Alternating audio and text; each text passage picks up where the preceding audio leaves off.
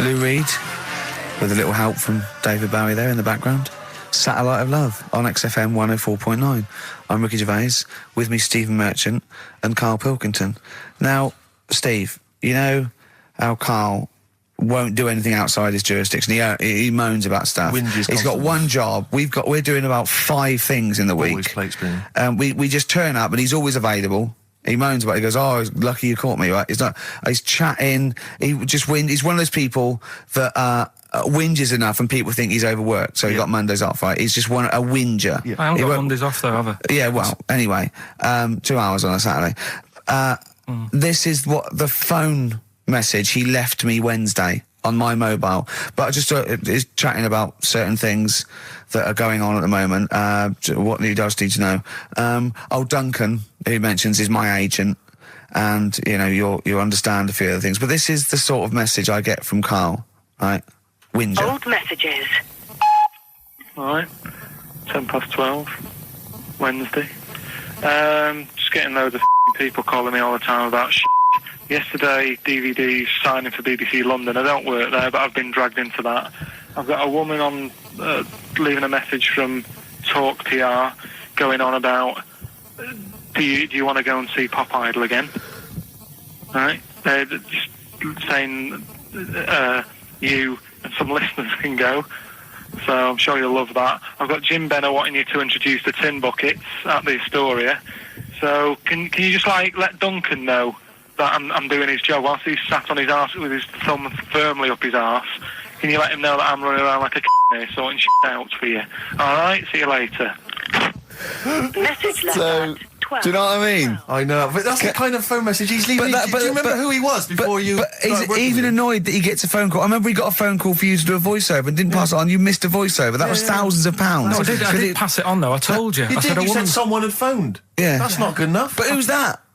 Well, she didn't say, and I didn't ask. But Of course it's not my she job to do said. it. She didn't say. Rubbish. So you didn't take the number down? Just when she went, "Oh, can you tell Steve to call me?" And you went, "Yeah." Yeah, well, I just thought you'd know her already. I should have known. It was a woman, so I should have known. He's having a go, you see? Unbelievable. I don't know how it's come back on me. You're the one who was picking on it. Yeah, exactly. I'm saying. I'm defending. Why is he having a go at you? He never picks on Ricky because he knows you are his bread and butter. Seriously, do you know what I mean? The only reason he's got Mondays off is because you're still doing this show. Yeah. That's why he's scared of you. That's why he has a go at you on the phone, but he always picks on me because he knows, I'm a pushover, I'm a nice guy. He's scared of you. I don't know how it works. Is that true? Steve, I'm always sorting you out. I look after you. Sort you out with tickets. I sort you out with lager I've got out. you today. Why are you picking on me? What do you mean you're sorting out tickets and lager? What's this? Right, whenever you want tickets. Yeah, sorry, I don't want to use this as moaning time and that because I don't like to moan. I'm busy and that, right? I've sorted you out tickets for gigs. Yeah. Right? What somebody doesn't even turn up to. Yeah, we won't even go on about that, right? Lager. He got sorting out the Cure, he complained it was boring. Yeah. There was that big drum of lager that you had, and you said, "Oh, put that in your room for me, because I don't want to carry it home." Right? Lazy. So I said, "All right, then I'll put it in my room." It goes missing, it gets nicked. Then you have a go at me because it got nicked. Yeah. I get you another one. You make me carry it around town for you for half an hour. Then you say, "Oh, I can't be bothered taking it home. Can you take it back to work for me?" Yeah. But interestingly, this is like a year ago, so it's obviously still pressing on you. Oh, hang on, and I forgot the one when we had an argument over 50p. When we went out for a coffee. You didn't want to give me 50p back that you owed me. That was the same day you'd given him about 40 quid worth of lager. But, see, this is my problem. This was my point at the time. It's not the 50p in terms of money is not what's important. The fact that you think you don't have to give me money back because it's only 50p, that was the point at stake. It's me who makes the decision, don't worry about the 50p, not you. It's only 50p, I'm not going to give it to you. Do you know what I mean? There's got to be rules, otherwise it's chaos, Karl. Come on, mate. All right? I don't want to fall out about it. No, that's not all right. Should we kiss and make up? Do you want that? Do you want to do It's that? all right. Yeah. Well, should we play a little record and come back to this? Because I can't believe it started with you slagging him off, Rick, and I've ended up I know. as the monster. I know. Bit of R.E.M. Yeah. Out of Time by Blur. Luckily, we're not out of time. Got another hour and 25 to go. So it's not over yet on XFM 104.9. I'm Ricky Gervais, with me Steve Merchant and Karl Pilkington. We've had quite a lot of emails, as ever, Rick. I should just say, because we're very lazy. It's a much listened to show. We're very lazy people, and we rarely reply or read out the emails, but we do... I never read the emails. Absolutely so never I read rely... If I haven't replied to them, or my mail, Steve opens my mail and reads my emails. So if I haven't replied, it's just because he hasn't passed it on to me. Yeah. Okay. But I haven't passed it on to you because I know you'll never reply. Sure. You know, I'm just cutting out that. But I just want to say thanks for the emails. We do read some of them, and we do appreciate the fact people send in jokes. I appreciate it. I love it. But we've had to do anything towards it. Sure, we had an email from Jack. He just said he missed the last 2 weeks' shows. Has he missed anything? Not really. No, it's the same stuff. I think last week Carl was having a go at Chinese people not aging well. He had a go at the gays, and he came up with a ludicrous story about a monkey that was impossible. Yeah, so I don't think Jack's missed much. Go on. We've just had an email from the Pringles people. Oh, right. Good, because it's finally started to happen. I hear these stories about people getting given cars and Armani suits and trips abroad, and we haven't had no, but finally people are starting to, realise what we're doing, our impact on society, and we've got a whole box of Pringles sent to us. Not on those little tubes, the proper tubes, the foot-long tubes. Yeah. So... and what have they said? Well, the Pringles guys want them said, back. No, they've said they like the show, and if you want more Pringles, give them a call and they'll send you more Pringles. More Pringles. Yeah. I bloody love Pringles. Yeah. Pringles are... The thing about Pringles is, they're Moorish, right? Yeah. But how would I put it? You know the sort of thing when I open them, and by that when I pop, right? Yeah, I have to eat the. Well, okay, I'm gonna put this.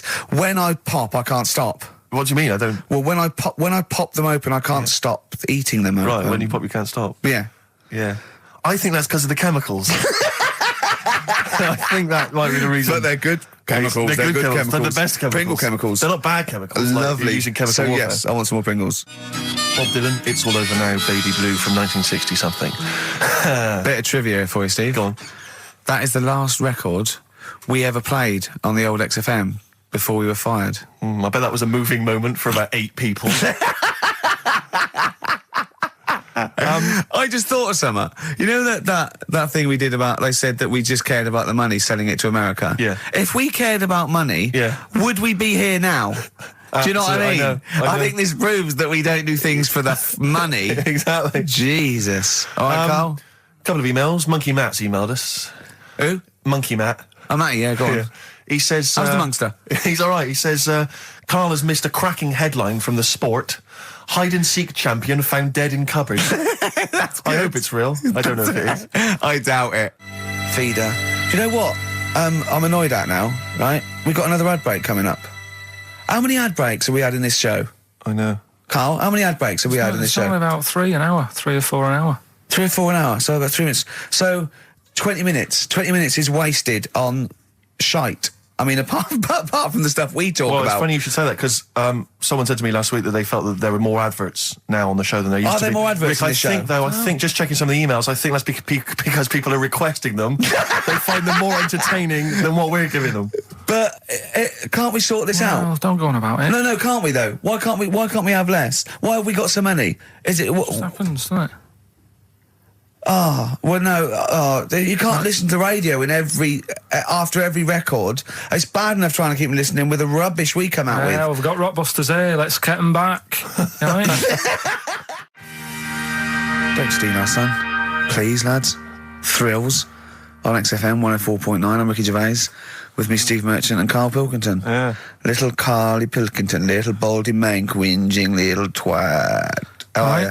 Yeah, all right, yeah. What have you been doing? Happy? Feeling a bit happier today? You look as full of spunk, as they say in America. Yeah, I'm all right. Just a bit of a miserable day, though, isn't it? Yeah. A bit miserable. Yeah. Walking in today, right? Do you know I walked through, like, the sort of the gay district of London and that? Right. You don't walk, you mince, don't you? Well, just walking through on the way to work, and I'm always interested in their little shops and stuff that they have, right? Loads of their little shops. There's nothing to be ashamed of. If you want to go in and buy something, go in and buy something. I'm just having a look at, looking in the windows and stuff. Little postcard just near the entrance. Yeah. That's meant to tease people in, to make people go, that sounds good, I'll nip in. Right? Little postcard. Free butt plugs with every sale. That's great. How did we get from 5p off milk to free butt plugs with every sale? Wow. What society come to? Well, it's because we're liberated, Rick. Yeah. It's an open society. What did you buy to get them? You didn't buy... No, I didn't. But what's the purpose? What, of the poster or of butt plugs? Butt plugs. Because I really honestly You don't... shove them up your arse, don't you? Whoa, slow down, bum. Shove them up your bum. Yeah. But when? Is that just like when you're doing whatever, doing stuff around the house, or...? I think it's not to keep things out. Is it like you would use a plug in the sink to keep, the water in the sink? Oh, if you're not gay. Get that? Oh, yeah. No, I know what you mean, yeah. I don't know. No entry. What is it? I mean, I don't understand what I that's don't know. I assume it either feels good or are they... well, I've got to be careful here. Or are they sort of like breaking it in? Right, yeah. Do you know what I mean? Like it's like a shoehorn. Sure. or Yeah. It's like when you stick paper in your shoes if they're a bit tight. Or those people who sort of like put little bits of wood in their lips, and then as soon they've got big plates in their lips. Yeah. Same as the butt plug. It means you can, you're ready for anything. I don't know, do I? And look at Carl's face. Well, if you know what butt plugs are used for, then why not get in touch? Ricky.Gervais at XFM.co.uk. What do you think? If there's any... I can't believe we're already on this subject. I know. How is it? It's 1:05 and we're I was going to say then, if there's any people who use butt plugs, and I was thinking that Carl would have said, well, they're not up yet. Yeah. Because they go out late.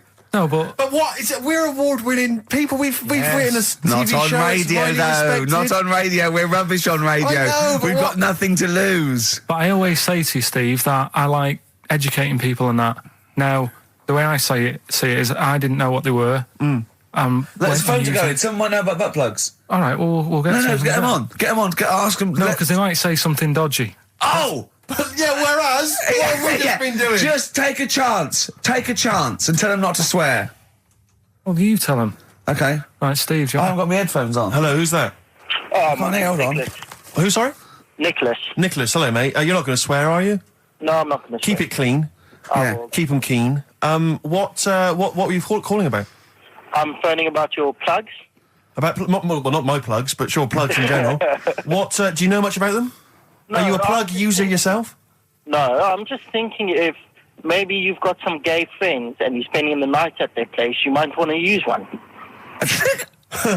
Right. What, you mean experiment with them, or...? No, so you can make sure they're not going to do anything while you're asleep. Could I suggest, just lock the door?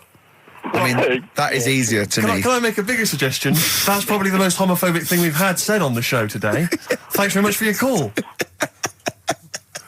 Right, okay, good. Well, that's why we shouldn't put people on the line. Just, without checking first. I think Carl's made a good point. That's the calibre of listener we've got. Carl, come on, what's the matter with you? Oh, Thorns. that's all. No blue sky. Beautiful, isn't it? And that a great track. It's all right, yeah. Just had an email, yeah. That woman who opened the Office script could have her head cut off. Apparently. When a letter is posted, it becomes the property of the Queen until it reaches the person it was meant for. By opening it, she's committed treason and could be killed. I don't know if you're familiar with this story, Carl, are you? Go on. Apparently, some copies of the Office Christmas specials, scripts, got sent to the wrong address. Some woman. And, I don't know what you do in that situation. Normally, if I get mail that's not addressed to me, I just give it to the postman or put it back in the postbox. Radio 1 tried to speak to her, but apparently she's got a gagging order, which makes us think that she sold it to the Sunday. So we'll read it. We'll read the plot of The Office tomorrow in the Sunday papers, which ruin it for some people. Ruin it for a lot of people, yeah. But the other thing is, I mean, if it was sent to her, obviously her name wasn't on it. If that's true, in which case, I think that's quite a serious offence, isn't it? I would hope so. I mean, I would hope that, if I sent something in an envelope, it was... But the BBC, the BBC, thinks that because the person they said it was meant to be sent to got his, he thinks maybe that's an excuse. Maybe someone gave her the script and said, don't say it came from me. Yeah. So...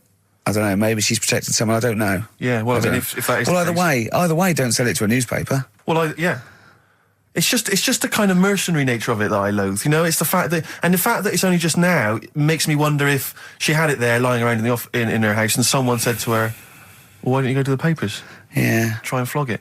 But I just don't think she's going to get a lot for it, because people are going to see it soon. It's not like it's the Hitler Diaries. Well, they're not very well written. But, I mean... I don't know. I tell you what I'm frustrated by. It's just the fact that it's like we've worked hard to give people some kind of pleasure for this Christmas, because a lot of people are very depressed, Rick, very low at this time of year. They've not got what they wanted. But we're trying to cheer them up, give them a bit of happiness. Yeah, but I think she'll be happy if she gets a lot of money. True. I don't know. I think it's just tacky, really. It's like, well, I just say, if you're a fan of the show and you don't want to know what happens, then don't read the Sundays Tomorrow, or at least avoid it when it says we tell you what happens. But the paper's not going to ruin it. The papers might go, we've got them, but we're not going to ruin it for people. Well, That'd be ideal. Be a nice gesture. Ideal. But I don't know. All I can say is it's a good job that I send out the prizes. Because that Michael Palin around the world in 80 days will be going to the person who won it. Yeah. And if someone else receives it, they better not try and, do you know what I mean, keep it. It should go to the winner. Yeah, exactly. That is a very good point. So, be warned. Don't open things that weren't addressed to you. Yeah. I did Pandora's that time, though, box. There's some sort of lesson there. Yeah. What happened? All the evils of the world, wasn't it? Pretty much. What? Yeah. Oh, don't try and explain brilliant. it to her, Carl. No, Pandora's box. Go on. Well, told not to open it, opened it, released all the evils that are in the world now. But did the person say if you open it, loads of evil will come out? It's not true. It's not true. It didn't really happen. It's not like evolution. It's not the truth. But you remember that? Yeah, you won't listen to some of my stuff, like goldfish and stuff. No, it's not that we don't listen to it. It's that you would pass off how all the evils in the world got here. Because on Anna Nova it would be, Pandora opens box. Outcast. Hey Ya on XFM 104.9. I'm Ricky Gervais. With me, Steve Merchant. And over there, Karl Pilkington. Now we've got a new feature. Well, I don't know if it should become a feature every week, Rick. I'm not sure it's got legs for that. But maybe in the absence of Rockbusters. Basically, I was looking through the pigeonhole, and we got a lot of stuff sent to us, a lot of junk, stuff we don't really want. And a lot of people, for some reason, they send us... Begging letters, a lot of that. We get sent a lot of CDs by people, bands, artists, who have not yet been signed. Maybe they've knocked something together in their bedroom, they got a band... And they just, for some reason, they want our feedback. They want us to sort of give them some thoughts on what they think, where they're going wrong, stuff like that. And I just thought, I was having a clear out, and I thought, why not just give them a little chance, Just throw them a bone, Rick. Honest critique? Honest critique of some of the artists that sent us stuff. Okay, go on These are then. bands that have not been, they've not got a record contract. This is exciting. Okay, name the 3 bands Well, first. I'll tell you, we'll go through them individually, and I'll hear a little snatch, and then I'll get your opinions, both from you, Rick. I know you've been in the music business, you've got a good general knowledge of music, you've got good taste. Big time, and big also time. Karl Pilkington's views as well. Yeah. We know what to think of them. So this first band is called Kellerton Road. I'm sure they're very excited. As I said their name then, they probably can't believe it. They're phoning each other now. They're getting so excited. All friends are phoning them now. Yeah, Turn your exactly. phone off. They Of can't people in believe this they're band. You don't want to... Yeah. Well, okay, then Kellerton Road. Kellerton Road. Play a track from them. So that's Kellerton Road. I think that's a track called Secretly. And looking on the back here, there's 6 of them in the band. They all pretty much look the same. They got the long hair, the usual sort of look. What do you make of them, Rick? All right. Yeah? Quite like that? Good, yeah. I mean, bit generic. The chorus is a little bit simplistic, but I like good production, good Yeah. good Reminds you of musicianship. something maybe like the Thrills, that sort of thing. Yeah. I mean, yeah, good. Jukebox or junk box? What's a junk box? It's just, I'm just trying to make it sound snappy. Jukebox or junk box? Don't, because you haven't got it. Don't ever stick to what you're good at. Okay. What, being sexy? Just sort of watching Doctor Who and stuff. You like that, don't you? Yeah, I love it. Okay, then right. What's the next one? So, well, let's just ask Karl Pilkington's opinion. Karl, what were your thoughts? Yeah, it's all right. Yeah? Yeah. That's it, is it? Yep. Is that why you're no longer right for the enemy? Go So on. what's this next one you've got for us then, Karl? Toffee. Toffee. It's called Born Depressed. Oh, dear. Brilliant. Is it about you? There we go, I Toffee. quite like that. Yeah? I sort of a bit glammy, bit underground. Yeah. What do you make of the name, Toffee? I don't like the name. It's not great, is it? No, but I quite like that track. Quite like the track. If I'm just that's looking at the representative. CD, they've made it themselves, and basically the band feature on there completely nude. Oh. What do you... Well, we know what we think of that. What do you think of that, Carl? I'm not happy with that. Let's have a look, though. Have a look there. That's no point, is it? There's quite a lot of blokes and there's one naked lady. Oh, just having a look, though. Just... Yeah. What are you looking at the blokes? What are you looking at? Why are you looking at the blokes? That's Knob. Just having a look. But you look at their knob. I can see by the way your eyes are I'm looking. looking at the woman's knob, though. Well, she won't be happy with that. No, that's a bloke, Carl. Yeah, that's where you've been going wrong. Yeah, that's the woman. Yeah, Yeah, that's what I was looking at, that one. The woman's knob, so that's all right. yeah, good. So Rick, hit parade or shit parade? I don't know if it's going to be. I don't think it's going to be a hit yet because I haven't got backup. But I think we're looking more about whether they get A record deal. Do you think they deserve one? Yeah, I like, thumbs up for both of them. Okay, excellent. Well done. All right, well done. And Carl, play the last one then. What did you make of it? Sorry, we didn't ask your opinion. We weren't interested. Like to see him on CD UK. Just like that on the CD cover. Okay. And this last act, I think, is this right? Picture Centre? Yeah. Picture Centre. Picture Centre. My favourite. You like that? Yeah, that's my favourite out of all of them. Good, there's a bit of Amy Mann in there. A little bit Cocteau Twins. Yeah. No, really good. I really like, really good, really intriguing that. Karl Pilkington? Yeah, it's all right. If you didn't like it, what would you say? It's weird though, isn't it, music? No, do you know what I mean? It's like, it depends what you're doing. Do you know what I mean? That's all right. If you're just having a game of crib or whatever, it's just on in the background. That's the thing with music. I don't think you can sort of slag any of it off. It's times, and it's depends what mood you're in and stuff. Yeah. So this is it's a pointless pointless. feature. It's a pointless Points feature. for you. We'll do it well, I again didn't come up with it. No, I do. All right, don't slag it off. then. Okay, we'll do that again then. I was quite enjoying that, but okay. No, do you understand what I'm saying? Well, That it's not worth having an opinion about music. Well, I'm not that bothered. I'm just saying. imagine if he was on the panel of Fame Academy or Pop Idol. Yeah. That'd be great. It'd go along, and Nicky Chapman go, yeah, you've really improved. I really like that. I don't know what you're wearing. Dr. Fox, you were hot, baby. I loved it. Like your legs, like all your boobs and all that. Brilliant. Come to Carl. Not bothered. All right. Yeah. Brilliant. No, we'll keep it up. Play a record. Yeah. Oh, come on. This is my favourite. Can I change? Well, this is my favourite out of all four of them. Lynyrd Skynyrd. Yeah? Yeah. Slam dunk this puppy. Jet and roll over DJ on XFM 104.9. All right? Carl, just an email. A question for you. Can you please let me know which school Carl went to? What school do you go to? Sessav. What? Sessav. Sessav? Yeah. What does that mean? It was on Cecil Avenue. Cecil Avenue in Manchester. Yeah. It's just he says, I'd like to know so that I don't send my kids to the same place. He also says, P.S., does Carl look like Gollum in Lord of the Rings? Yes. He does, doesn't he? Yeah, that's very good. Yeah, in fact, I was just putting a little bald wig on you, wasn't I? Like he needs one. Yeah. So, if It's you just want some to of the fun and games we have when the songs are on. Yeah, did it hurt? Just a little bit. The bit that worried me is when you said, let me just staple it. Yeah, well, I was trying to get it under your chin because it looked funnier, and he was scared. Oh, Can I just give you a little fact here? Someone's emailed in for you, Carl. They've sent an interesting fact for you. I think you're going to be interested in this. Don't read it on the email. Let me read it for you. I think you'll be excited. An interesting fact from Carl. That's from Toby. He says, Attila the Hun punished some fella who annoyed him by cutting off his arms and legs. You'll love this. And stitching his arms back where his legs should be, and vice versa. Look at his face. Look at a little smile that's just cracked on his lips. That is the kind of fact you've been waiting for all day, isn't it? So go on, again, so... Attila the Hun, right? Some guy didn't like. He cut off his arms and his legs, and he stitched his legs on where his arms should be, and his arms where his legs should be. Look at him looking at his body, trying to picture it. yeah. Okay, I'll let it sink in for a little while, then I'll ruin it for him. Carl, what are you thinking? I'm just picturing it. Right, he would have died. It would have been tokenistic. There's no way that person could have lived through it. So it was just for Attila the Hun's fun. He probably put him on a stick outside his gate or something. There's no way in those days that he could have gone through complete limb amputation and... So would he have wore a jumper for pants? Who's the winner of the competition? From Walthamstow, it's Joe Ogden. Well done, Joe. You got the correct answer, which was what? The Fella with two heads at number 50. number 50. Is that it? Are we off? Yeah, that's it. Yeah, all right. Cheers. More of the same drivel next week. Bye. Bye.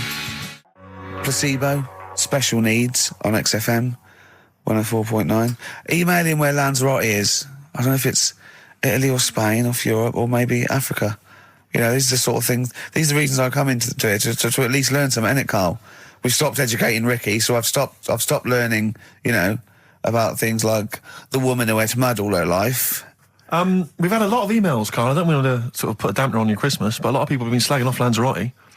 One of them just said, well, one of them just, I don't know if I can find It is Canaria, isn't it? It's It is one of the Canaries, isn't it? It's a volcanic island covered in volcanic dust. It's very windy, so you have to dig a hole to sit in on the beach, and there's hardly anything to do. That's from Mike Godham, and he says, unless you like quad biking, well, you know, you've seen what happened to No, Ozzy don't Osbourne go this quad week, so don't do biking. that. Not with your little head. There's no protection at all, is there?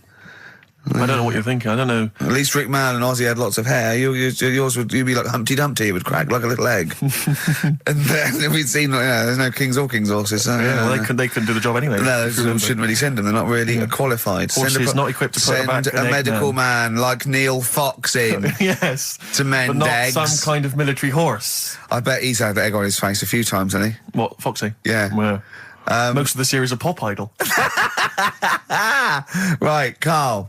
Lanzarote, good or bad? Well, you got to give it a go, haven't you? Yeah, well done. Give everywhere a go. Exactly. That's what I was saying. You know, don't just take the word for it. I mean, if it had said an Ananova, Lanzarote shit, he'd have believed it. Sure. You know, if he'd have overheard it in a pub, Yeah. Lanzarote a crap, he'd have believed it. He'd have seen it on a website that was mainly concerned with monkeys and witches, he'd have believed it. Yeah. As it is. Everybody raves about New York, and when I went there, I thought it was rubbish. Well, you're an idiot then, because that is possibly though, the isn't it? greatest city in the world, Subjective. along with London.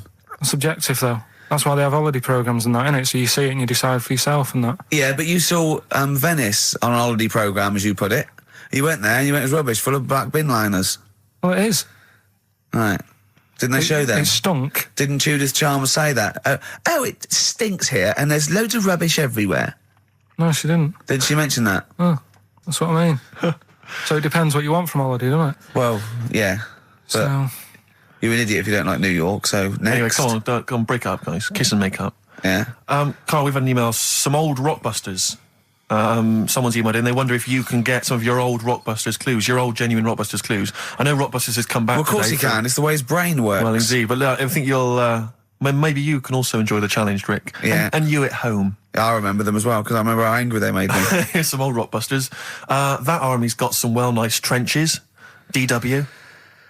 That army's got some nice trenches. DW. No? Dandy Warhols. That one works. It's not bad, is it? That's why I didn't get that one, because it worked. Yeah. Yeah. Okay. She's only got one sticker left. it was actually he's only got one sticker left. Oh, okay. He's only got one sticker left. Oh, the band His Last Sticker.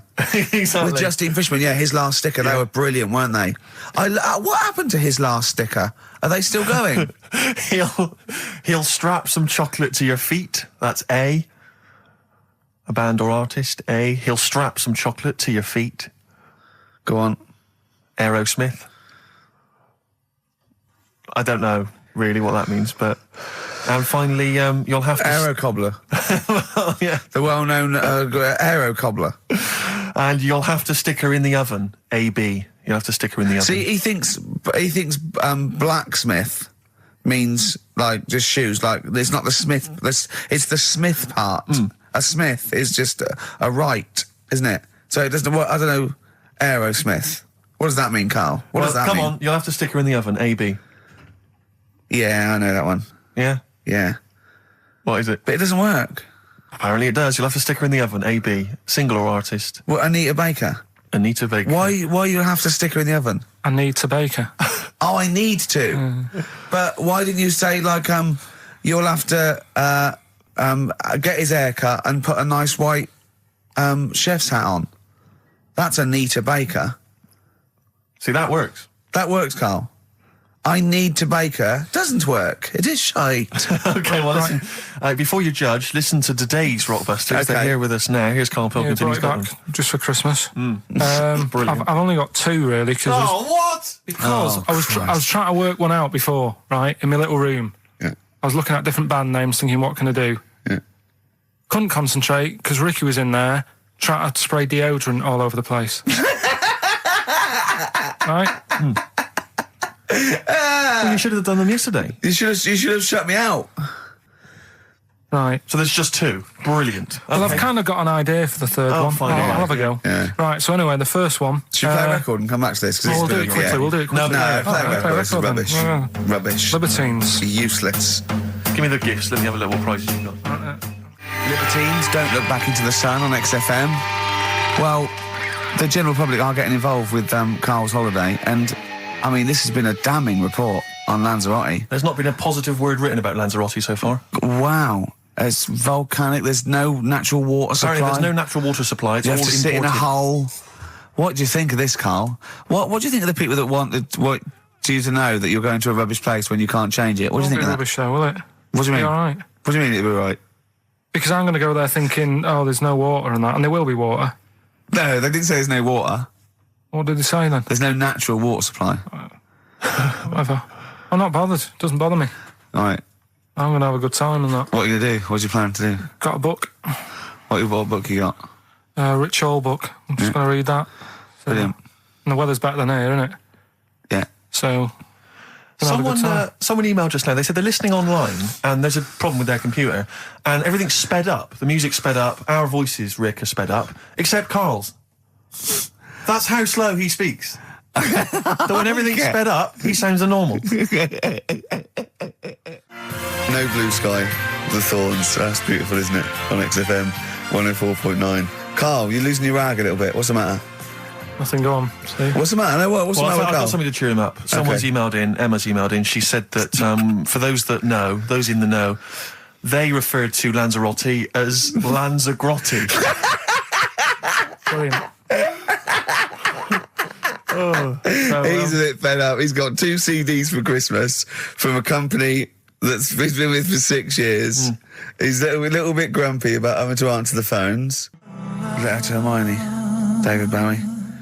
Well, we've had the most convincing answer that it's about 290,000 actual words, but possibly 3 million in our vocabulary, using all jargon and scientific stuff and all that. Sure. 290,000. Still a lot, isn't it? It is a lot. We know so little, don't we? Apparently the average person has about 20,000 words in their is it? vocabulary Right. and uses maybe 2,000 a week. Really? Yeah. Karl, obviously, slightly bringing that average down. Karl, what do you think of that? Single figures. Doesn't matter, get by. Why have you got to use longer words messing about and that? Told you. That word about old, anti-dipuian or something. Just say old. That's a bit old, isn't it? That's a bit anti-dipuian and that. What's the point? Yeah. Get to the point. Sure. Busy.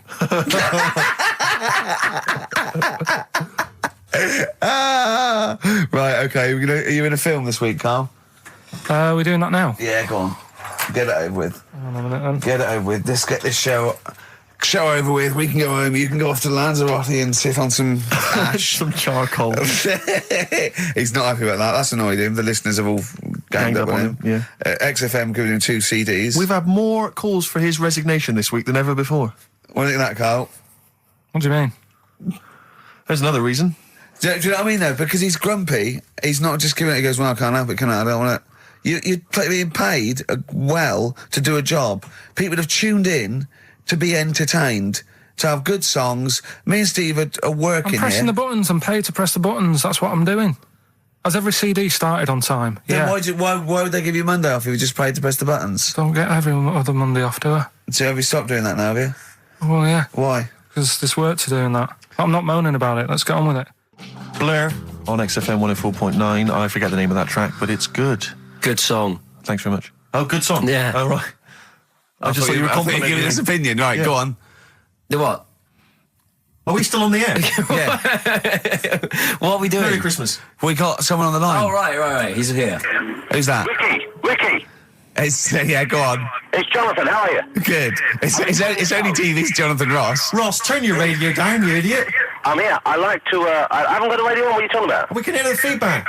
Well, I haven't got it. It's not my fault. It's your incompetent radio station. And also, didn't you hear we said don't call him, we don't want to speak to the listeners? Are you, I'm not a listener. I'm a visitor to your shores. I'm special. You know that full well. I know you're special, right. Yeah, exactly. What have you got a name for the band? Yeah, you ready? Yeah. Blump. B-L-U-M-P. I tell you for what, you can't have a normal word. If it's the monolith band of all time, if it's the big, you can't have a regular word. It doesn't make sense. How can you have a regular word? All these ideas you've come up with are rubbish. You need a word which only stands for that one thing. No one's heard it before. No one will use it again. Blump. I can't help but feel that that's a more appropriate name for maybe one of Ricky's bands. Yeah. I love seeing that picture of him in that band. You see it everywhere these days. He was like a girl. He was like a little girl in a suit. It's like a little dyke at a wedding. What was that? That's got to be the kettle calling the pot black, surely. I've always looked nothing but 100% heterosexual. We're not sure about. There's not anything wrong with it. I know that, but look at you. I actually had to get that in. There's not anything wrong with it. I'm Jonathan Ross. Oh dear. I was thinking the other day, right? Oh, yeah? The Comedy Awards. Yes, sir. You didn't have to say some awful things about poor celebrities, poor has-been celebrities with coke addictions and fat lips and faces that where surgery's gone wrong and everything. And when they're on the show, they're going, "Oh, you look lovely." Yeah, I'm nice so to them. good. Well, I'm nice to them to their face, but obviously when I'm not with them, I like to let my true feelings be known. What's wrong with that? That's how everyone Well, I'll tell you what, you can get anything off your chest you want on this show. Any celebrities you want to talk about? There's no one listening. Yeah, it's just between me and you. A lot of people listen. They listen to my show, and after they've had a few hours of, good laughs, they like something bland to just cool them down afterwards. So they flip over. We know this happens. Did you mention my DVD on your radio show? You know what? today? I forgot to. I forgot to mention it. Christ! I meant to mention by the office, but I forgot to mention it. And then I thought afterwards, it's not like he needs the cash, is it? It's not like he needs it. It's not like it is, but he's probably earned more money in a short space. You're like a lottery winner, and you've got about as much taste. You're like one of those burglars who's won the lottery. I am. I'm dressed like an Albanian window cleaner at the moment. Burglar from Reading who won the lottery, and now he's fritting it away on what? I do feel sorry for my neighbours. I've moved into a really nice place. I feel like it's the hillbillies. No, it's nice you've moved in though, because it's nice. It's given them something to sort of talk about behind your back. You've united the whole block. Right, go and play with some Japanese wind-up toys now. I'm going home to play Mario Double Dash with my son. It's going to be a good afternoon. I phoned you once after I finished my show. It was about 5 minutes past 3. Yeah. And I don't mind if I said, how you doing? You went, it's brilliant. You said, this is what you said. You went, everyone's out. Jane's taking the kids out. I've already masturbated twice, and I'm playing with a new Japanese toy. I'm masturbating now.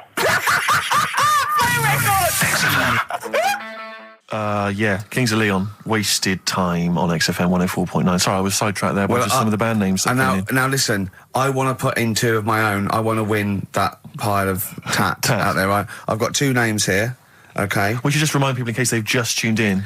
Oh yeah, Ian Canfield has chosen his mega band of all time. He's got Keith Moon on drums, he's got Lemmy on bass, he's got Keith Richard on guitar, he's got, who have you got singing? Robert Plant. And their manager is Vance. But he needs to announce them at Wembley Arena. They're already sold out. They're at number 1 in the album charts. They're the greatest rock band of all time. And I've got 2 suggestions. Okay. What about this? Please welcome to the stage. Tungsten lung hemorrhage. Yeah, good. Yeah? Please welcome to the stage. God dildo. God dildo, interesting. Nice juxtaposition there of God, the almighty creator, and a dildo. Nice use of some contrasting imagery there. Yeah. Powerful and topical. Tungsten lung hemorrhage. Yeah. We've had a couple also on the email. People didn't really include their names, but who cares? Please welcome to the stage, Balls of Steel. Balls of Steel, yeah. And we've had like Brain Hammer. Yeah. Brain Hammer's good. I Lots like of Brain Hammer. brain-related stuff. Quite liking the idea of tumour fish. Juma fish. I like. Juma fish is very good. I like Juma fish. I just wonder if there's one more contender. I don't know who this was, Ian, that phoned in with it, but possibly it's topical. Yeah. Deathly Hem. Yeah. Deathly Hem. It's brilliant. Oh, it's Deathly Hem. Please welcome to the stage, Deathly It's Hem. Deathly Hem. Who's that? We've got to give it to I don't know who that was. Oh, but, well, if you came up with Deathly Hem, email again. Deathly Hem. It's the greatest name for the greatest rock band of all time. Will you please welcome to the stage, Deathly Hem. Turing Breaks, Mind Over Money, XFM 104.9. I'm Ricky Gervais, Stephen Merchant, little Karl Pilkington. Yeah. A couple of emails. Different people have visited various tourist attractions. Oh, yeah. Let me see who's this from. Not quite sure. But thanks very much indeed for it. So there's a link here. It's apparently in Devon. Barometer World. Brilliant. It's the world of barometers. It was established in 1979. And By one bloke who had a lot and thought, I can charge a quid for this, definitely. Here's the out of his own house, probably converted back scuttle. exactly. Yeah, that's not a euphemism for a sexual act. But look at the webpage here, Rick. There's a picture of a beautiful barometer being held by a beautiful lady. Lovely. Who's definitely his daughter. Yes, Definitely. Come on, Kathy. Oh, that. Dad, no. Come on. Undo your top a little bit. Dad, definitely made to do that. Yeah. Oh. That slight look of I hope no one I know sees. Yeah, Just checked out Barometer World. Barometer World. Yeah, that's available. If you want to check that out, www.barometerworld.com. That's Now, all the... barometers, do they work? They're to do with checking, is it the air pressure? Well, everything. But I think that's what it's based on, isn't it? Sort of low and high pressure, so it's going to rain, it's not going to rain. Yeah. Or going to be windy, but I wonder how accurate they are. I think in the days before satellite sort of weather surveillance systems, probably essential. Yeah. Nowadays... As essential as hanging some seaweed out by the back door? Probably. I think it's probably similar. I think it's the same one as holding a needle and thread over a pregnant woman. If it goes clockwise, it'd be a boy. Yeah. Yeah. The thing about a barometer is how far into the future can it predict? Exactly. How do you know? If it's a case of you may as well stick your head out the window to see if it's raining. Exactly. This barometer goes, oh, it's going to be windy and rainy. When? The barometer goes, soonish. Yeah. So I can't say, but it will, well, within the 7 days. I don't want to be specific because you'll have me. Yeah, you'll yeah. I don't want to. But I mean, I'm just a barometer. I'm not really a weather person. Analyse the information. Yeah, brilliant. What's in there? What's happening in there? What chemicals are being affected? How does it work? I no don't idea. know. I assume it's probably something. Wait a minute, let me that's- email Barometer World. Now What could it be? It could be quite interesting. It could be mercury that's based on a sort of temperature. It goes up with. Oh no, it's not temperature, is it, barometer? It's pressure. So it's probably just very fine. It's like a fine, very, very fine needle, isn't it? This is almost as embarrassing as last time we were on. We couldn't figure out what the name of the leader of China was. Was it the King of China? The Prince of China? Oh, this is when we were trying to imagine what it'd be like if all the Chinese people at once jumped up and down and made a big tidal Enormous wave. tidal wave. But if you do know what the name of the leader of China is, we don't mean the name of the particular person in charge, but if it's a king of China, the emperor of China, the chancellor of China, it the used prime to be an minister of emperor, China. didn't it? No, that was Japan. Yeah, this is it. I don't know what's the big guy in charge. Is he still the chairman? I know Chairman Mao was important. I think he was just the chairman. I think he just governed all the big meetings. Yeah, I don't know. He just kept the minutes. Head Chinaman? Head Chinaman. The major Chinaman. The top Chinaman. Number one Chinaman. Do you know what? We're going to be honest here. We know so little about China. It's true. We know so little about China. Yeah. It's embarrassing. But if you've got any interesting facts about China, then email in ricky.gervais@xfm.co.uk. Also, I imagine the email address to use if you're going to take part in this week's Rockbusters. I did read an interesting fact. I'm researching. I'm doing a show called Politics, and I was researching. And there's a thing about you went sweatshops. Yeah, no, sweatshops. Like Nike. There's these facts, right? And these people get like a few cents an hour, and the CEO, I forget his name, for a Chinese woman to earn his 5.2 billion, she'd have to work 8 hours a day, 7 days a week for 10,000 years. But Steve, they don't. They don't. They obviously don't want to. Exactly. They don't want to. They don't want to. Lazy, Rick. Blur, out of time on XFM. Well, we're not out of time. We've still got an hour left, boys. Hey! Luckily. Brilliant. A lot of emails, obviously, about the Chinese. People as fascinated as we are. I don't want to discuss it, interminably, Rick, because there's so much to say, and we've said most of it in the past. Yeah. Get a couple of emails. In fact, I think, Carl, you told us this information. Remind me of it again. If all the Chinese people in the world were... We're in a line on that, because there's loads of them, you'd never get to the end of it. Right. No, it's not that. It's no. If all the Chinese people formed a line and started walking out of China, you'd never get to the end of it. That's what I just said. No, it's because though. They'd be having babies. You know what I mean? Still, it'd be adding to it all the time, wouldn't you? But would they be walking and shagging and having babies as they're walking out? Yeah, that is. Yeah. I'd love to see someone organise that. Maybe the Record Breakers team. I tell you what, I'd love to see Ross McWhirter or Norris, who is it? Who's the one that's alive? I forget Norris, I think. Norris, right? I'd love to see him to coordinate that. Yeah. 1.2 billion little Chinese fellas. Boy, girl, boy, girl, boy, girl. Yeah. And where are they walking out of China? Which exit are they taking? They're taking the Through Tibet? Or? I think it's the Gate 9 Slip Road, the M43 Right. to St Petersburg, Right. And they go, and walking and shagging. Yeah, exactly. Yeah. Because some presumably are dying as they're leaving. No, but they live to 120. That's true. So they claim. Well, we know Carl's theory on that. Do you want to just tell new listeners your theory about leave when all these Chinese people get the records for oldest people in the world? Come on, what's your theory, Carl? Leave it. Carl, Just that they're probably lying. Why? That's all. Because a lot of them don't age that well. Some of them do. A lot of them don't, and they always look older than they are. I read the other day, right? Do you know the one who was the oldest woman in the world, right? Chinese woman, right? The way she did it, it was. She didn't die. That was her secret. Yeah. What she did, she got up every day and didn't die. No, she was like awake and that, and then she'd have 2 days just sleeping.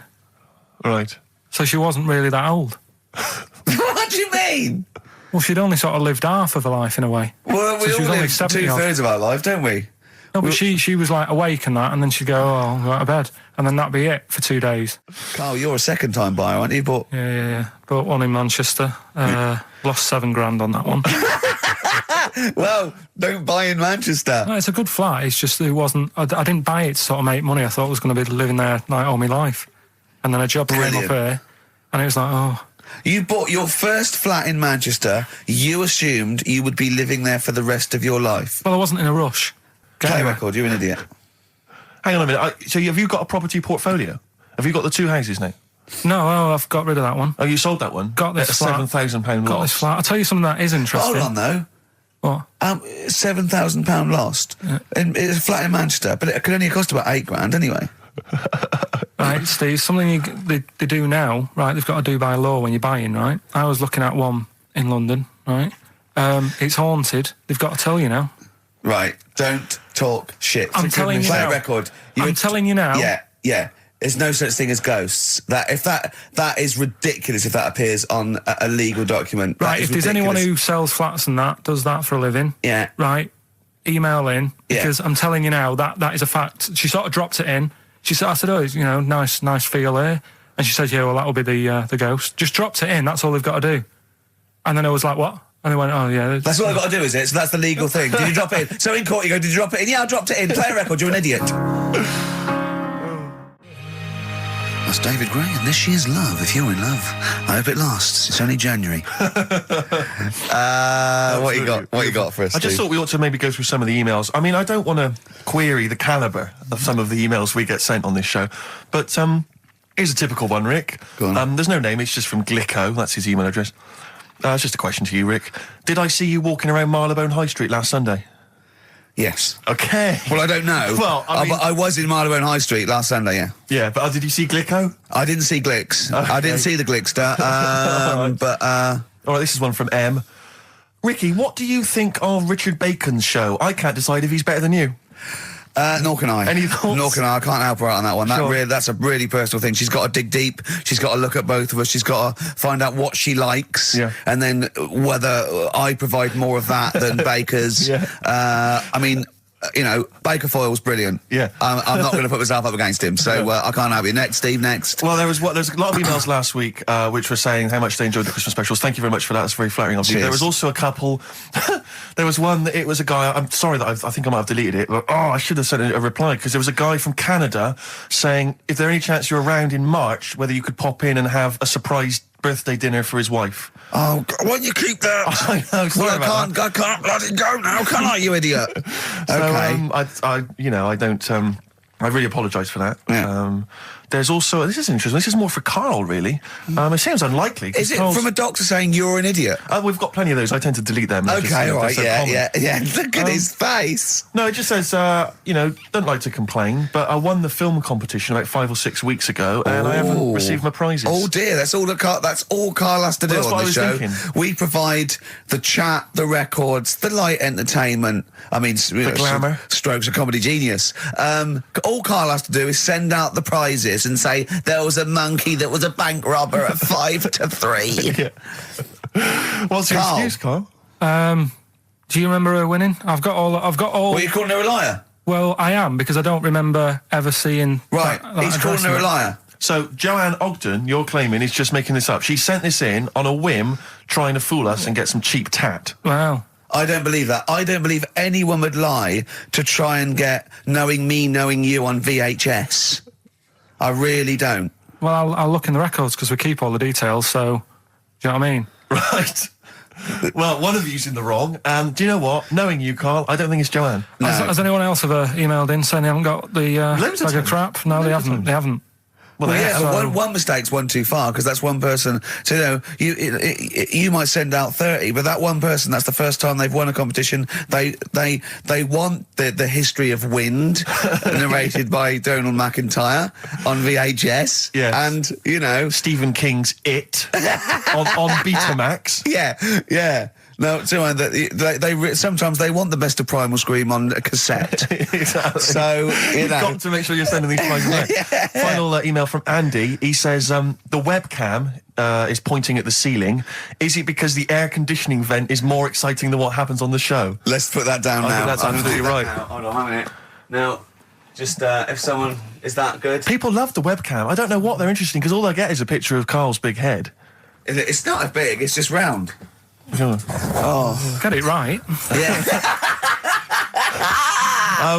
Karl, I'd like you to play the next tune. I got sent a little cheeky primer for The Cure's Join the Dots. It's B-sides and rarities, lots of stuff from them, from all over the ages.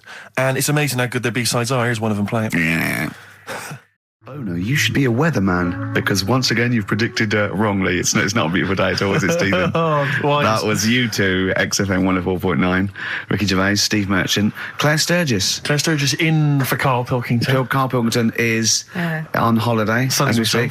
Where has he got? Mauritius, was it? Madeira. I think, with his girlfriend's parents.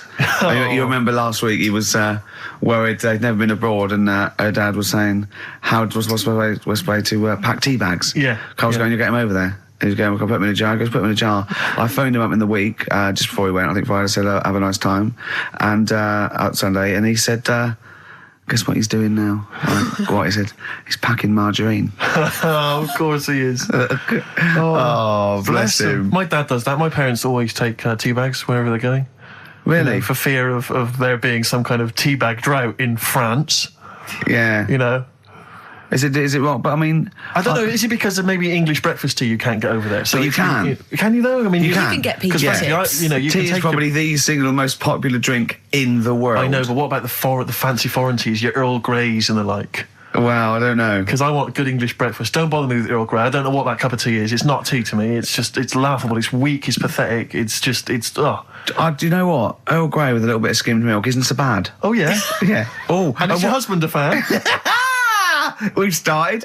It's all off already. All right, it's all started. We'll go at each other. Sometimes sort of pretending, you know. Sometimes pretending we're not close mates. You know, yeah. And, friends, you know. All that innuendo and that. Oh, smutty. And I got freaky goggle-eyed thing. I go too far. I sometimes go too far. I do ruin it when I go too far. So let's be nice. Wow. Let's have a bit of Blur. Ooh. Well, Clever man. Blur, Out of Time, on XFM 104.9, Ricky Gervais, with me, Steve Merchant, Karl Pilkington. Steve's a bit quiet, he's got a bit of a sore throat. Oh, a bit of a sore throat. Murder, all week. It's been murder, Rick. We couldn't work all this week I've because been off, sick. Steve's been in Bristol. Karl, you're not impressed? It's just, I don't understand why having a sore throat sort of... Oh, he's done you. Right, what if the sore throat was so painful it was like you've got broken glass and razor blades in your throat? You can hear now that I'm not even speaking from down in the throat, I'm speaking from the very top of it like that, so it sounds a bit weird. But you're right. What? Your hands are all right, aren't they? Yeah, but we talk when we're writing, don't we? I can barely talk. It was agony. I couldn't sleep because it was so painful. Even when I was just lying there, motionless, it was hurting. I just was surprised because we got back off holiday and called Ricky and said, all right, is Steve all right? And he said, he's had to go back home or something, and he's stayed there because he's got a sore throat. Yeah. I didn't understand why you can't, just go home. I mean, how old are you?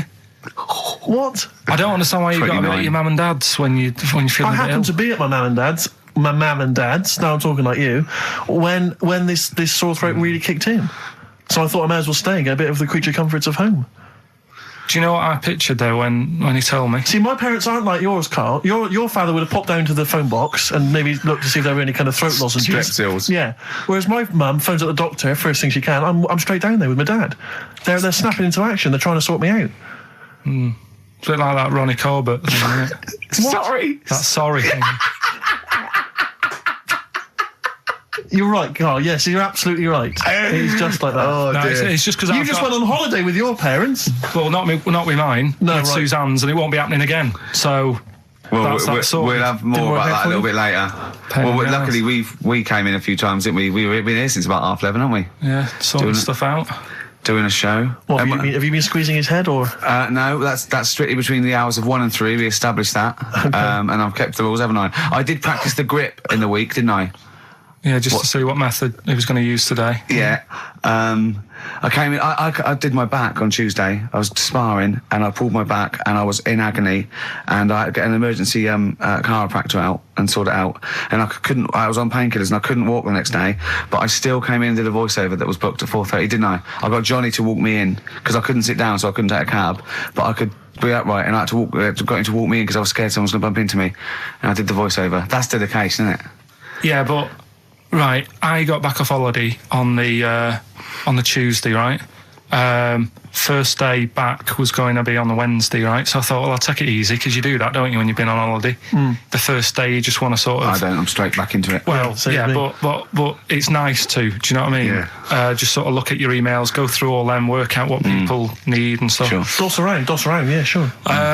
So I thought I'll take it easy. As soon as I got in, I was told that Ricky had been booked in to do a voiceover.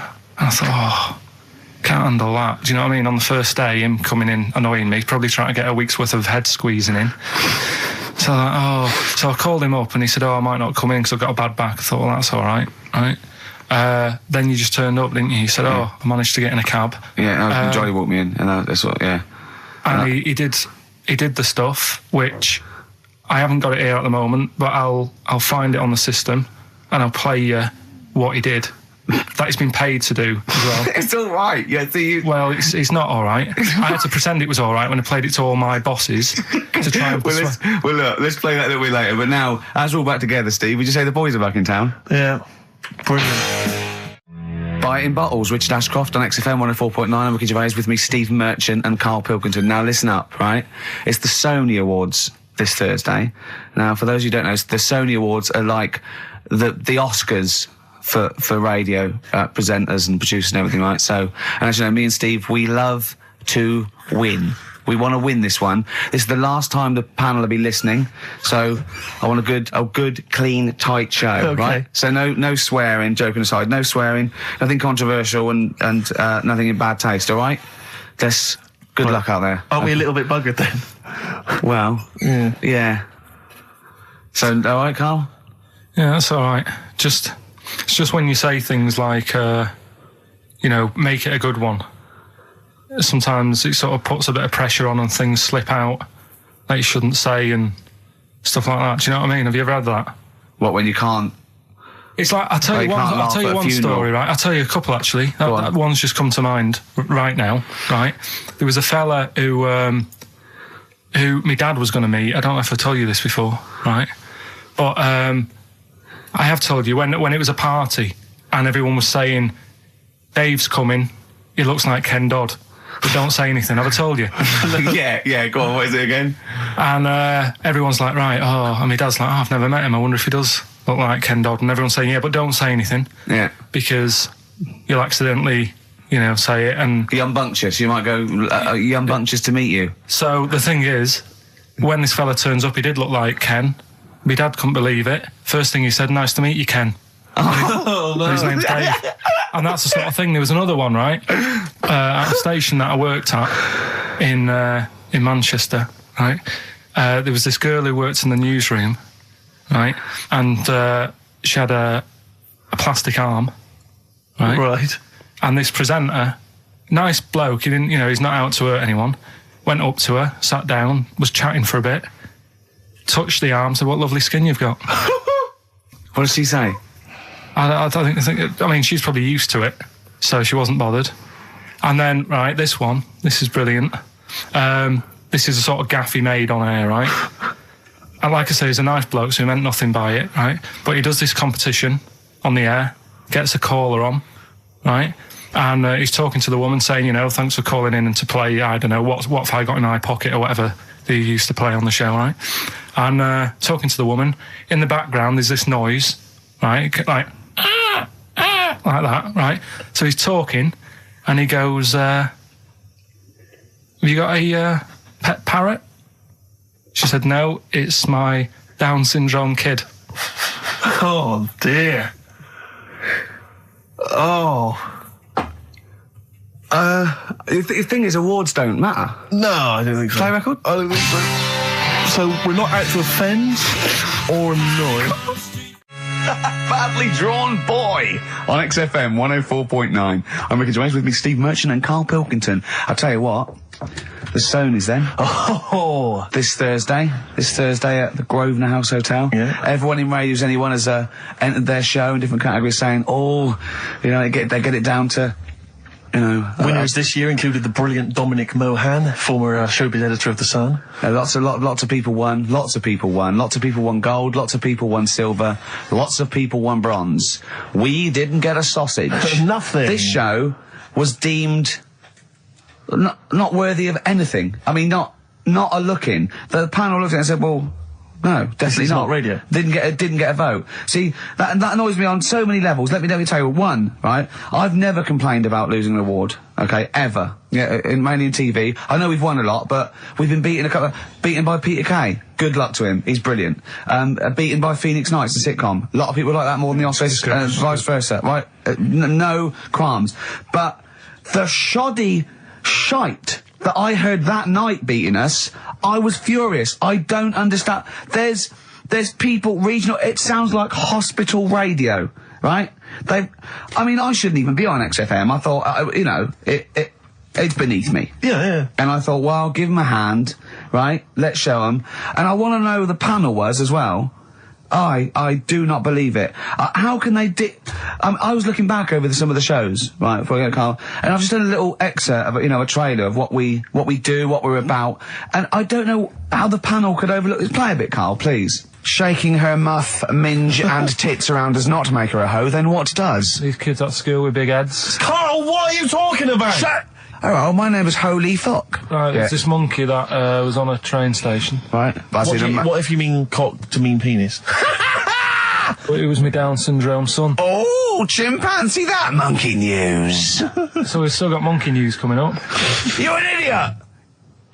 You know what I mean? That's, to me, quality broadcasting. I don't know how they can say that isn't worthy. That's what we sent in to the Sony people. They listened to that. How they didn't think that was dynamite stuff, it doesn't make sense. Actually, I've been thinking about this since Thursday, because I've been a little bit down in the dumps. Yeah. What I think it is that with the TV show, the TV stuff we've done, Rick, we put a lot of work into that. Yeah. We get the script, we got the script, we spend a lot of time on it. What this show is about, it's very much about spontaneity, it's about our personalities, and I don't think we're ever going to win an award for our personalities. I think that's where we're going wrong. Do you know what I think? I think that when we're together, with the auteurs of The Office and, and we're strong on it, and we're just two, we write it, we direct it, we cast it, we even worry about the font and stuff on the, we do everything. There's a weak link in our midst, I think. On the radio show? Yeah. Right, well, I'm just trying to think what the common factor is, because on the award-winning TV show, it's Bliss You and I. Yeah, I don't know. Well, I'll tell you what, can we play a record and let me think about this, because there must be something. There's got to be a factor. That isn't in The Office that's in this, that means that The Office is award-winning, and this is a pile of shite. Blur, and Out of Time. They're joking, there's 2 hours to go. on XFM 104.9. I'm Ricky Gervais, with me Steve Merchant and Karl Pilkington. A new leaf, bit of a blow at the Sonys. Not like that. I mean, we were taken aback. Speak for yourself. Yeah. We've got guests. Jonathan Ross won, and he has guests, so we're going to have guests in. One of which is sort of a tie-in. He's going to explain himself. It's Dr. Fox, Dr. Neil Fox, popped in for a chat. It's a pre-record. We've got that. Although live in the second hour, we're going to have a chat to the girls from Tattoo, who are upstairs at the moment in Capitol, and they're going to pop down and have a little chat with us. So we're really trying to, make this more of an interactive show. We don't know yet whether we're going to give up or not. It depends how this show goes. Yeah, look forward to that. But we went down to the big library, so we don't have to rely on 4 Non-Blondes and the, the 2 jam tracks that are up here. We went down to the big library. And we've got some great tracks, Steve, haven't we? We've got some classics. Should we play one now? Well, before that, I just remember that some of the criticism we received, I think, was that we're perhaps not taking into consideration the listeners. A lot of radio shows, they cater very much to the community, to the area which they're broadcasting. They interact with the listenership. Where's the fun in that? I agree. I do it for me, really. I'd just like to justify why we don't tend to correspond or interact with the listeners. Here's a typical email from Vicky, aged 25. She asks, do you ski? Rick, that's her question. No, I do you ski, yes or no? No, I don't. No, you don't. Right, there you are. Thanks, Vic. Brilliant. Keep those coming in. See, he's turned him against us, Karl. What do you think, Karl? What do you think of Steve's attitude there? It's alright. More insight like that coming later.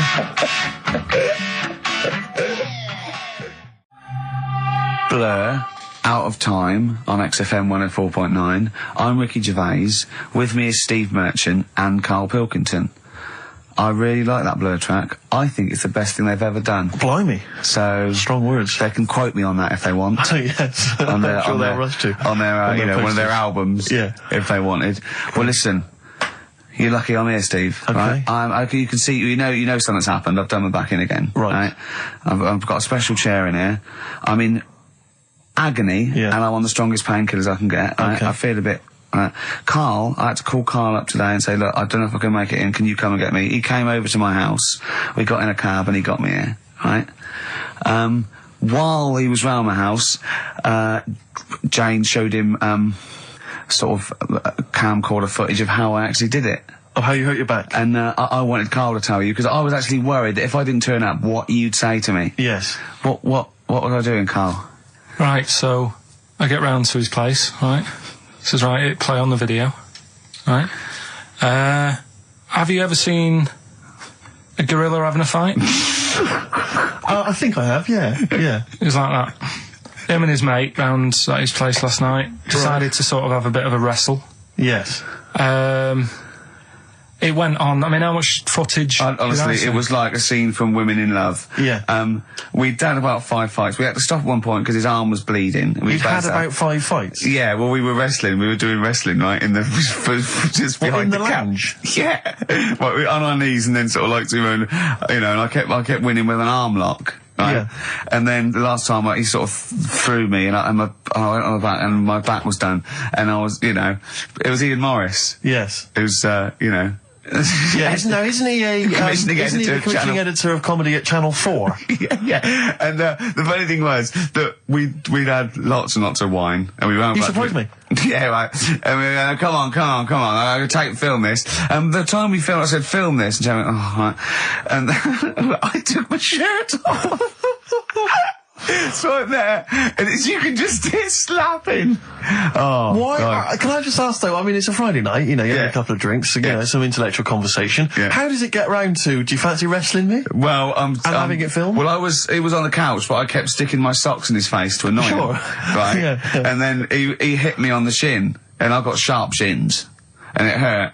And I was going, I'm going to smack your face, and he's done kickboxing. And it's that thing like you sort of joke, and they go, come on then. Yeah.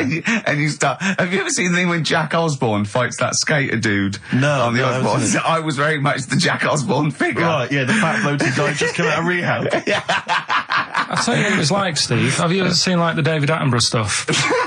Where, like, a tiger will be ripping a deer's head off, and you think, why doesn't the camera crew stop it? Yeah, You yeah. sort of watch, you're thinking, why was James Why just is she letting not this stepping happen? in and intervening? Yeah. And the thing is, she said, right, you've seen enough, haven't you, and stopped it, so I don't know how much footage you got. It wasn't much. It wasn't much. But because your lounge is not huge, and there's not much space between the back of the sofa and the Oh, table. it doesn't need enough. It was just a pin or a submission. So it was all over with like one of us throwing the other one on the back, arm And locked. how does it? I mean, how do you start with a wrestling match? Are you both stood up, or you all No, on your knees, and you sort of like go together like ratting seals. Yeah. yeah. Yeah. Oh dear. like a giant walrus? It's not gay. Play a record. Could we put that online? Could we get that on the web? That I would love to see. Better Rod Stewart? Yeah. Just because Jane's Addiction are back then, Yeah, excellent. and so are we. Indeed. All right, I'm Ricky Gervais with me, Steve Merchant, and Karl Pilkington pressing the buttons on XFM 104.9. Well, I'm looking forward to today because not only have I got, you know, a bit of Bowie, a bit of Springsteen, Mock the Hoople, Pretenders, R.E.M., an Elton John classic, don't laugh, right? But we've taken Dr. Fox's advice and prepared the show, and I've got a big list here of amusing observations. Coming up after the next record, a funny observation about describing your looks. Brilliant. All right? Oh, before I just to say, Rick, I just had an email. Beach Buggy, your last chance to see them on Thursday, 1st of June. All right, so don't miss out. The Garage, 9:45. It's your last chance. Beach Buggy. Well, I know that must be some people's favourite record, Steve. Well, it's certainly one of mine. Thunder Road, Bruce Springsteen. I won't hear a bad word said against the boss. A lot of No. people dismiss him, as we said in the past, as being some kind of stadium rocker, but you can't listen to a song like that and not be moved. Surely, Carl. It's alright, yeah. Brilliant. A passionate man. Yeah. What? So, Carl. No, it's right. So, There's certain songs I like, that was alright. It didn't sound anything... If it wasn't Bruce Springsteen, if someone new came out, sounding like that, I'd go, yeah, it's alright. Sure. Do you know what I mean? Yeah. you're a regular Simon Cowell, aren't you? I don't know if I like music as much as I used to now. That's what happens when you're working it, isn't it? Because Danny Minogue was on the telly in the Is week. it like when you work in a sweet factory and you don't nick the Mars bars after a couple of months? Yeah. Yeah. Danny Minogue was on the telly in the week, right? Yeah. And she was doing a medley. Yeah. Why do people do them? Well, to try and get all the hits. I know what you mean, yeah. Well, who's that busy that they haven't got time to listen to a full album or... But it was It's like a meal in pill form. Yeah. Well, I like most of Danny Minogue's hits, but I don't like the whole song. Yeah, exactly. So if you want to just like pop the best bits down, 30 seconds, put them all together, yeah. Well, I've got a Stars on 45 record from the 70s. Do you remember those? Yeah. Stars on 45. But it's that, like you say, I mean, this one had it would be a snatch of Stevie Wonder, followed by the MASH theme, followed by Layla, just the intro. It was sort of, it's not music. It's just... Well, we do a bit of that, don't we? That's what DJing is, isn't it? It's a bit of everything. But we play the whole song, don't we, often? Mm. Yeah, we're better, aren't we, Carl? Oh. So what do you want to talk about today? Do you want to look at the list? Yeah, well, it's got describe looks. That's our list. So this is a very amusing sort of link about describing your looks. I don't know. What's this? I don't remember this. No, I just was thinking like, you know, everyone's got an idea in their head, right? Of what Well, Careful, Carl. Don't open yourself up to criticism. Go on, yeah. Everyone's got like, yeah. Do you know what I mean? Everyone's got an idea of what they look like and stuff. If someone wanted to know what I look like or what Ricky looked like or what you look like, Steve, if that... Yeah. What would you use to describe yourself? Do you know what I mean? Words. not really. I don't understand. What do you mean? Well, like... Someone who doesn't know us, we've got to describe, and what's the game to hopefully get some sort of interpersonal language going, so you know they've got the same image as you, to a certain extent. I'm just thinking, if I was to meet Steve in a restaurant, yeah, right, I'd Nothing untoward going on. We're just hanging out. no, just having a chat, just having a normal night out. Yeah. Who's paying? Because I mean, is it expensive? Go Dutch. I mean, right. So, I say to you, I'll see you at 8, right, in this restaurant. I'll turn up at the door. It's a bit of a posh place, right? So he's Steve Merchant in, and the waiter sort of goes, I don't know. What does he look like, right? And where's he from? Just a little French fella. Oh yeah. oh yeah. And what does he look like? So the thing I'd pick up on first, tall lad. Tall, yeah. And then he goes, oh, well, you know, we got lots of tall people in, right? And I go, big eyes? Big eyes? Yeah. And then he'd go, yeah, he's over there. I'll be honest with you. I mean, you can have dinner and you can buy me dinner. I'm not sure you're going to get anywhere with me. If you're slagging me off. No, I'm not slagging you off, though. That's what I'm saying. Yeah. I'm just using what comes to mind when Can I just... Tall and big eyes. Can I assume that they know, like... Could I say, like, easiest for me I'd say, looks like Reg Varney from On the Buses. Would they understand that? Can I use sort of, like, kick references? He's 30-odd, this waiter, so he'll... Yeah, so I go, right. Oh, yes, it's Reg Varney is sitting over there. Yeah. So he went German towards the end. See, I describe you more, Rick, I think, as... I would imagine, I'd say, have you ever seen that Johnny Vegas on the telly? Yeah. Imagine he was inflatable and he just let out a little bit of air. All right, well, at least that's nice. What Ricky would look like. As opposed to, like, you know, pumping harder. Yeah. Okay, well, describe... Carl I'd describe as... You know those little red monkeys that you see on wildlife programs? They're in the trees and they scream when they see a leopard or something. I think so. Shave that. Just shave one of those little red monkeys and put some sort of, you know... old sort of Manchester gear on it, maybe. Yeah, you know what I mean? Yeah. An anorak and some baggy jeans. I'd like to see how the waiter would react to that. He's got a picture of a monkey, then he's got a picture of shaved. So he's got no hair, then dressed like some kind of Manx scally. There go, he's over there. Yeah, he's over there, Carl's over there. That's what I do. Brilliant. So, now coming up, the Verve, after that, an amusing link about gay handkerchiefs. Really? I'm looking forward to this. The darkness growing on me on XFM 104.9. Oh, it's all going well already, isn't it? The microphones fell apart. Carl's shouting because he got headphones on. His music's turned up too loud. Canfield level. God, it got pre-out. Look at him giggling.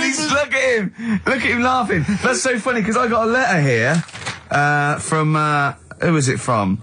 Mike Heel, who sent me a little picture of a little Japanese fella from a film who said looks like me, and he does a little bit. But he says, please can you make Carl laugh? I've never heard him utter as much as a snigger, and I'm worried he may have a genetic disorder. Well, I mean, he has got a genetic disorder, obviously. But, he was giggling then. I hope, people heard you then. Look at his little face. It was a joy. I love the things that make him happy. But I love the fact just before the microphone came up there and just before the record finished, he had his headphones on, the music was too loud and he was just shouting, Bauhaus is not working! Bauhaus is not working! Play something else! I went and found Ziggy Stardust by Bauhaus and he said, why isn't it working?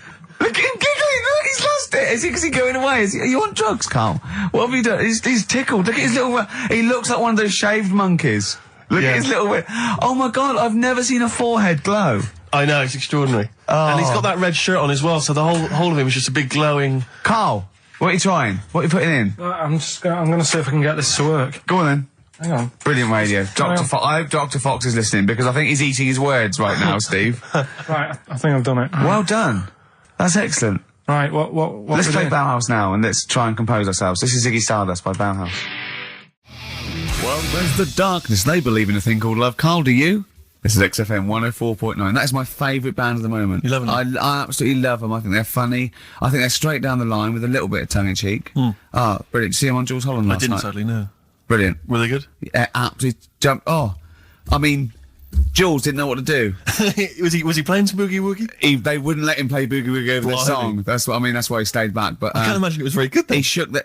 I'm surprised you say they were good. Jules wasn't thinking. I thought. Hold on, this is missing something. Yeah. This is missing someone from Squeeze vamping over them. Exactly. But they did well without him. Extraordinary. Yeah. Well, here we are. Then we're back. XFM 104.9. Carl had to leave early last week, but you stay to the end this week, mate? Or yeah. You don't need another holiday. Oh, he started already. I mean, Steve's made you look like a bit of a twat already, and it's only 1:05. But the only reason you don't go on holiday is because you have to spend money. Oh, and he's going straight back. Well, he's going straight back. I can't come back to that. Oh, it's just dynamite. It's just absolute. That was searing. The last holiday Steve had, he sort of found a third world country so he could live like a king for a week. It was Cuba, wasn't it? Going to Cuba, amazing. We can almost rule the place. If it weren't for Castro, I'd have been in charge. Kind of cash I was flashing around. I mean, they do anything for $1 over there. It's extraordinary, literally. I mean, it's amazing. Yeah. Oh. Definitely, and I went to Kenya before that. So he thought the prostitute said no. You were going. Yeah, well, it was $2. I mean, I'm not made of money. Do you have a good holiday, Carl? Yeah, it was all right. It's all right. Went down to Cornwall. Now, Tell you you were going what, to the monkey some odd sanctuary. people down there, Steve. Well, don't look at me, I'm not from Cornwall. Well, you're from that sort of area. Well, not really, but never mind. Genetically, he means. Right. They're weird. Well, you must have slotted right in. What are they weird? What do they look like? Just all sort of odd people. A lot of old people, but not just old, sort of messed up old. What do you mean messed up old? You can't just say that. There's. There was a woman with a funny neck. Okay, in what way was it funny? Why did she have a funny neck? If you were writing an essay, you wouldn't say there was this woman with a funny neck. How would you describe it? She sort of had her head like pointed down all the time. Like that. Don't do it. It's his radio. No, but just for you, I do like that. Yeah. Walking about like Yeah. Okay. Right. So brilliant. that. I don't know. I was saying to Suzanne, what happened? You know, what do you think? Because Suzanne knows everything. That's the good thing about her being with you. You just ask her what happened to her, and Suzanne goes, "Carl, I don't know. Yeah. I haven't been here before." Did she- Suzanne, your girlfriend, or mummy as you call her. Oh, sparks are flying. Yeah. I got a little bit of chocolate. Can you just lick a tissue and wipe it off? Oh, Well, she said it might have been like because back in the olden days they carried stuff on the. the olden What days. do you mean the olden days? This woman was probably what, 50? No, she looked about 70. Yeah. But like I do on Cheeky Freak of the Week, right? I always turn it round and we get like something good out Something of it. positive, yeah. I said to Suzanne, I bet she finds a lot of money. Always staring at the ground, yeah. Oh, It was dear. always, it was always Oh. good. So, you're Maybe back. she just had new shoes and she was admiring them. Yeah. Did you think of that? Before you point the finger and judge? Or a necklace was too heavy. Exactly. So, you're back refreshed. So, what have we got for this week? Have we sort of, because we didn't meet last night, which we usually meet No, sort I of Friday. called you and said it'd be good if we could. You know, I wasn't getting back into London. Well, I was up till- for it. I was till up for it, 7:30, you know. but Yeah. but we all need to be there. It's not Yeah. just me and you being there. Yeah, so, yeah. No, you're right. I mean, you're absolutely right that I wasn't there yet because I wasn't willing to just be governed by your particular schedule. You want to jet back in from another of your holidays It wasn't a at holiday. 8 o'clock. Wasn't a holiday. That Well, was, so what? You What were do you out mean? of town. Whoa. What do you mean it wasn't a holiday? What was it? it was a treat, wasn't it, for my mum and dad? So it wasn't a holiday. I What, took so them you away. didn't enjoy the 5 days off? You'd rather have been here moaning 8 hours a day, 7 hours a day. You see, we said last week that you're always whinging. Here you are whinging now. I'm not And you're moaning. saying it's not even a holiday. You're saying it's not even a holiday. What was it then? Would like a nurse who take sick children to Florida, would they say having a great holiday? Sorry, what particular ailment did your parents have for the week that they had to fly in? Karl Pilkington, MD. Yeah. What are you talking about? Well, all right, it was a holiday. Well then, good. Now some honesty, now some truth. So you came back from your holiday. You wanted to start back to work straight away. Steve couldn't be bothered to meet. Is that what you're saying? That's what I'm saying. So we've got nothing prepared for this. Well, you can rely on Rockbusters. Right, that's We've coming got up. nothing. Monkey News. Even though you were away, you were still working. Still doing stuff. Did you go to That's- the monkey sanctuary? I'll tell you about that. Tell us about it. Play a record. All right. What do you want? Let's Smashing Pumpkins. Smashing Pumpkins. I thought an old classic from them, Cherub Rock. Yeah. Well, there's the best band in Britain, in my opinion. Big words. The Darkness, Growing on Me, on XFM 104.9. I'm Ricky Gervais with me, Steve Merchant and Karl Pilkington. Have you got the album? And already, they've had an argument. Yes. Well, I mean, I don't know whether we need to cheapen the show by discussing it, but I asked for a particular track. Carl is the producer, and he failed to get it for me. He's failed to bring it up from the record library. Completely failed in his mission. He needed to get 2 records, and he failed to get one of them. A 50% error rate there. Yeah, but like I said, I looked in the system. It told me what album it's on. I brought that album up. I'm busy. But, okay, so fine. Fine, you're absolutely fine then. That's no problem. You know, once again, that's a great excuse, Carl. Brilliant. The show has been ruined. It's been partially ruined, but you've got a bit of an excuse. All right. I didn't make a big deal out of it when you said, oh, and whilst you're down there, get us a new 50 Cent single. I never said, why don't I get this new 50 Cent single? I asked you if 50 Cent single was lying around. Yeah. If it hadn't been here, I wouldn't have worried. So I get it, yeah. I did that for you. Right. And when I come up, you say, has it got swearing in it? Well, I don't know. It's 5-1, Steve. I haven't got time. I've been whizzing You're the around. producer. It's the brand new single. I'd have thought it had been lying around in the XFM office anyway. But I don't have time to sit around listening to music. Sure. Well, yeah. Right? I know that you have. Now you've got an iPod that can hold 7,500 songs. I don't know when you're going to get round to loading all them on, but I haven't got the time. Sure. Busy. Yeah. Fine, okay. No, that's a perfect excuse, Carl. Well done, mate. Right. I just hope that I never have to depend on you in a real emergency. I had a bit of bad luck as well. I wanted to play REM, and maybe the listener can help me here. Can you email in ricky.gervais@xfm.co.uk if you know what song I'm thinking of? It's an REM song. I think it's on the album of the last one before. And he says Mulholland Drive and I'm Steve McQueen. That's all I know. I'm sorry, I can't think of the title, so I need the title to look it up, if you know what I mean. I can't put in like that. I can't put in Mulholland Drive. The system goes, what are you talking about? So I need the actual title of the song to look up to find it down in the library. Oh, well, I'd go down yourself if you're going to go down to the library and get that. I wouldn't send Carl, because... Ricky.gervais@xfm.co.uk. But if he wanted to, he did have time, because he came in at 1:20 rather than 5 to 1. Yeah. No, I told you about that record that I wanted it yesterday, didn't I? So you had 24 hours notice. So that's not really an excuse, is it? But I did find one of my favourite songs of all time, which is Bones off the Benz album, and it's Radiohead on XFM 104.9. And here it is, because you gave me lots of time Yeah. to find it. So. Sure. Yeah. Could have brought it in himself. No swearing in it. Oh, proper rock band. Best band since Thin Lizzy. The Darkness. Well, big words. Growing on me. XFM 104.9. Bit rash, I think. R. Gervais, S. Merchant, K. Pilkington. With a little bit of that. I know for a fact, that Steve is getting a little bit sick of Carl's attitude. Oh, his attitude's appalling. I quite like it though, because it's straight away friction, and he's sort of like, you know. To be fair, I genuinely don't think I'm the culprit in this. I think I come in and I just ask him a simple request. Yeah. And immediately on my back. Whinging, moaning, whining. I don't know if there's any evidence. Well, it's funny you say that actually, because in a survey, it came up this week. It's quite extensive. Mancunians take more sick days than anyone else. Mancunians take more sick days than workers in any other city in Britain and Ireland, according to Manchester-based employment firm. Survey by Peninsula found employees in Manchester take 11 sick days per year, whereas closest rivals Edinburgh and Dublin take an average of 9. Liverpool, Newcastle, Birmingham, and Cardiff only 8. Is Reading mentioned there? Or no, Bristol? it's not even in there. They don't take days off. London is only 7. So the point is, I mean, I don't know if you can take anything from it, but if you're an employer and you had a Mancunian and a Liverpudlian and they were equal on everything else, but you really couldn't afford them to be away, Liverpudlian's going to probably be away for 8 days. Sure.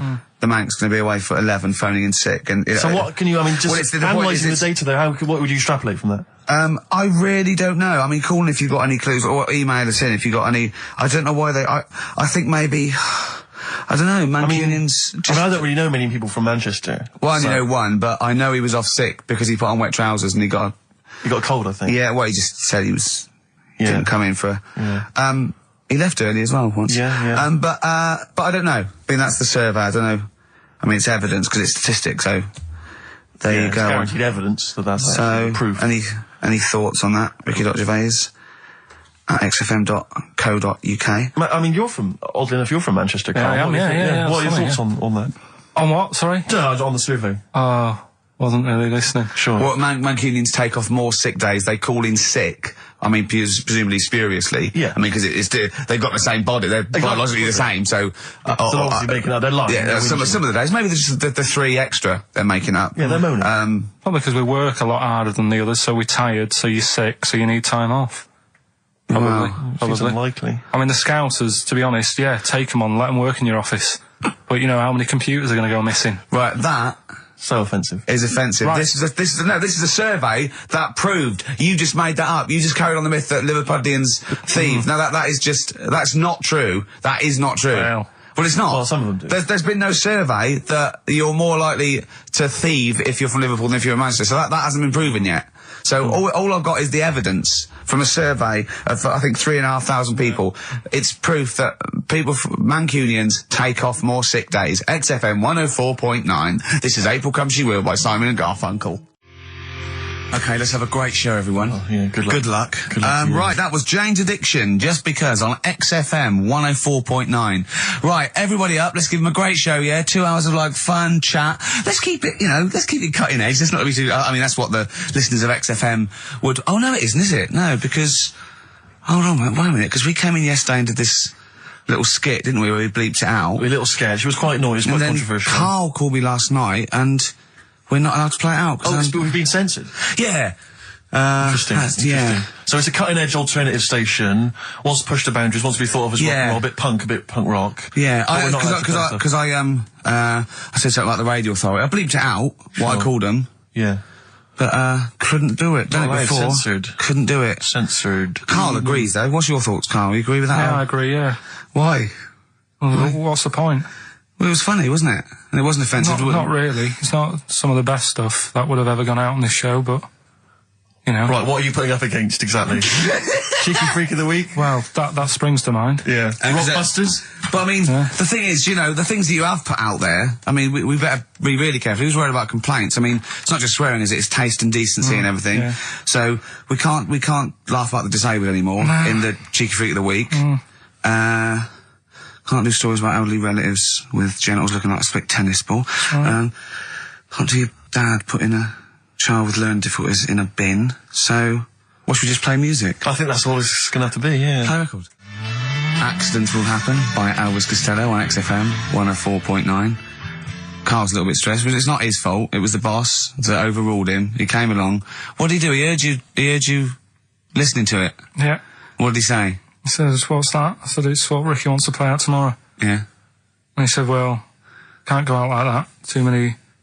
But they're all bleeped. We bleeped the swear words. Yeah, but he didn't want it to go out. I mean, you got to remember, right, you came in yesterday to have a chat about what we're going to do. Yeah. One of the topics that I said, let's talk about, which I came up with, was... Let's talk about swearing. No, you said you never had a problem with swearing, which is normally... Yeah, that's right. And then we did the thing about, isn't it funny that you can... the thing about you can bleep a swear word by taking out the vowel. So we're going, so it's the vowel that's offensive, and we did a little sketch around that, and then ended, you know... and he wanted to completely obliterate the word in the end, didn't want to put the thing in that we said about the radio authority, which I think it was valid and wouldn't have got a comcomplaint. Yeah, but at the end of the day, he's the boss, and what he says goes, doesn't it? Sure. So, yeah, I was just going to say... Right. But what you got to remember is what he also said is if you want to pay the 70 grand fine, then go ahead and do it, Steve. There wouldn't be a 70 grand fine there, would there? Well, you don't know what it'd be. But will you pay it? Will you pay for my mortgage? Will you pay for his mortgage? Will you feed his kids? He wouldn't be fired. What do you mean? Well, I tell you what, if it's not a fine, we'd lose the licence, then we'd all be fired. Right. When you're sat Do you at home. seriously think you'd lose the licence for that sketch? Well, does he really seriously think you'd lose the licence for it? It is not the worst thing we've ever put out or done or ever will do. Yeah, but it's the fact that he said don't put it out, and you're like, you know, throwing your toys out the pram. I want to say it. How old are you? But you still want to put swearing out. It's a discussion about the radio authority and the way people are interested. Yeah, but leave it. Let's Don't move get on. annoyed. Yeah, but I'm annoyed because you've been at it since about 12:30. I know. Well, I like to get in early to plan the show. Yeah, but there's been no planning. So, to be honest, I'd turn off today, anyone listening, because there's nothing. Carl, there's never anything. There is. There's sometimes some good things, but today, seriously, I'd leave it. Something half decent that's been on this show. Loads of little interesting topics. Go on, I can't remember any. Right, gays in toilets. Yeah. Not particularly interesting. Fascinating to you, perhaps. Right, well, I'd prefer to hear that than just a load of swear words. Well, we wouldn't have heard any swear words. We'd have heard some bleeping. Right then, so that's entertaining, isn't it? Load of bleeps. It's just because you don't want to stand up to your boss or say anything. Don't get annoyed with us. I'd stand up to her if I agree with what I'm arguing about, but I'm not falling out with him over some crappy thing you want to play out. Don't say crappy. Well, it doesn't matter, because I'm not here next week, I tell you that. I've canned this in. Don't say so crappy. if Andrew is listening, don't someone else say can be here next crappy. week. Play a record. We apologise for the word crap. That's out of order, we should. Tom Petty and the Heartbreakers, Breakdown, and that's for Carl's behaviour last week. Carl, you seem to be a little bit happier. Last week, I mean, we were worried about you. You sort of slipped into some sort of like weird depression. You played placebo twice, so you weren't concentrating. I know you're going to say that me and Steve were annoying you, but, you know, that's an easy excuse. I mean, I think the listener can make up their own minds. No. It's just like I say, you know, it's like a murderer, right? He might not have done that if it was a different day, if the sun was out or whatever, and everything just happened at once that wound me up. Right, so it was like a crime of passion. You'd be let off because those sort of circumstances. You'd never put yourself, say, in a position again where you'd have two people trying to wind you up for, you know, the sake of fun and laughter for the public on a tin pot radio station between 1 and 3 every Saturday. Yeah, but you'd never do that again, would you? Last week it wasn't just for the listeners, it was for you as well, between 12 and 1, before we were even on the air. Why? You were winding me up then, do you know what I mean? Having a discussion. It's alright, Having a discussion. I'm used to it, so it doesn't matter. But I found out that I can't do this job anymore. I can't do these sort of jobs where you've got to be happy all the time. Well, you don't have to be happy all the time. No, you do, You really. forget that for the... Yeah, you but know I what I mean? can't. Do you know what I mean? I've got things going on in my head. And Do you think when Bobby Davros had a bad day that he doesn't go on stage and give 100%? No, but that's... Do you think Les Dennis let all that stuff get in his way when he did that theatre tour to the people in front? Sometimes he had audiences of up to 15 people. Yeah, and he just went, it's them. Oh, right. It's not a private life. Forget that. Bang. Yeah, but good on him. Yeah. He can do that. But what I'm saying is I can't. He's a professional. So I was talking to Suzanne about it because, you know, it did get me down last week. Suzanne's your therapist? Sort of, minder. Yeah. Saying to her, you know, I can't do this sort of job. Normally what I do in the week, you know, I'm tucked away in a studio. If I'm annoyed, no one knows about it. I get my head down, I get on with it. I do, you tell him. Go on, next. You know what I mean? Next. Right, yeah, but sorry, but what's your point here? So every Saturday you've got to come here, you've got to be happy, we've got to go, oh, Carl, are you alright? Oh, you're right, your hair looks nice. No, but you know what I mean? That's the first time, innit? Normally people listening go, he's a happy fella, do you know what I mean? They never think you're a happy fella, Carl. Well. They've never heard you laugh. No one has ever... seriously, we get emails all the time, no one's ever heard you laugh. Yeah, They've but never heard you laugh. I'm still happy, you don't have to... Well, are you? Yeah. You don't look happy. But anyway, that's the problem with this job. And, I was thinking about it, if do you know, like, if you're a doctor... Sure. And you're on a plane and something happens... Yeah. Even though you're on holiday... Yeah. You might have to save someone's life just because you can. Next. And I'd be thinking, I'll keep quiet. Sure. I love that. Yeah. See, that's one of the reasons why you didn't actually qualify. as a surgeon. I mean, you can still do your consultancy stuff. Oh, sure, But, you know, you don't actually want the knife in your hand anymore. Brilliant. So you're giving this up, are you? Sorry, and how is a doctor on a plane comparable to this? Because that is just the same situation. Do you know what I mean? He's probably got in his head, he's shut off, he's ready for his holiday. He's going to Hastings for a night. Someone, you know, has a little bit of tummy trouble or a heart attack or whatever. Yeah. And is he a doctor on the plane? And he's like, he's going on holiday. Do you know what I mean? I've got to loosen his tie. Yeah. I can't do But what I don't understand, Carl, is you get paid to do this. It's not like we're forced, it's not like it's your holiday. You know that this is your job of work. This is paying for your new kitchen. Exactly. Yeah, but I've got the kitchen now.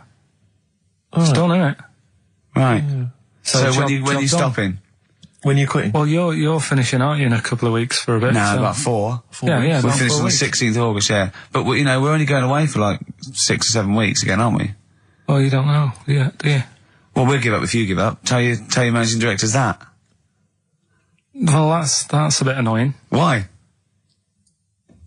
Because you've just passed the book, haven't you? I haven't passed the buck. This is three-way. You know, you get your name in heat. You're in the title now. It's Ricky Gervais, Steve Merchant, and Karl Pilkington. And now you want to go, I don't want to do it anymore. Carl, think about it. I don't know whether you've noticed, but we don't provide anything on this show. So if you leave, we have to go. Well, let's put a song on. Now just think, don't be so selfish. Don't be so selfish. We need you. We've got nothing. Think of the... Jane's Addiction, Just Because on XFM 104.9. I'm Ricky Gervais, with me Steve Merchant and Karl Pilkington. We're all here then. Oi. About 1:05. Yeah. Got 2 hours to go. I imagine you've got all kinds of treats lined up, Rick. Well, there's lots of things on the show. Great music, you know.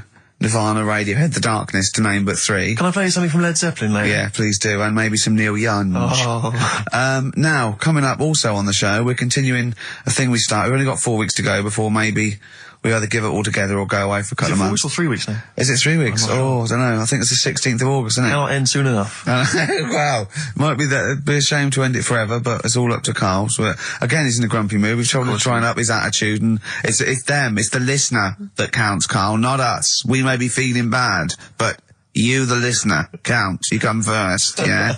Okay, up, yeah? Big 'em up. Big up London. Big up you, the listener. Karl, leave yourself at home for a little while. Yeah? We're going to continue that thing we started last week. We're doing the list of the most hated people in Britain. It's not us, it's the listener.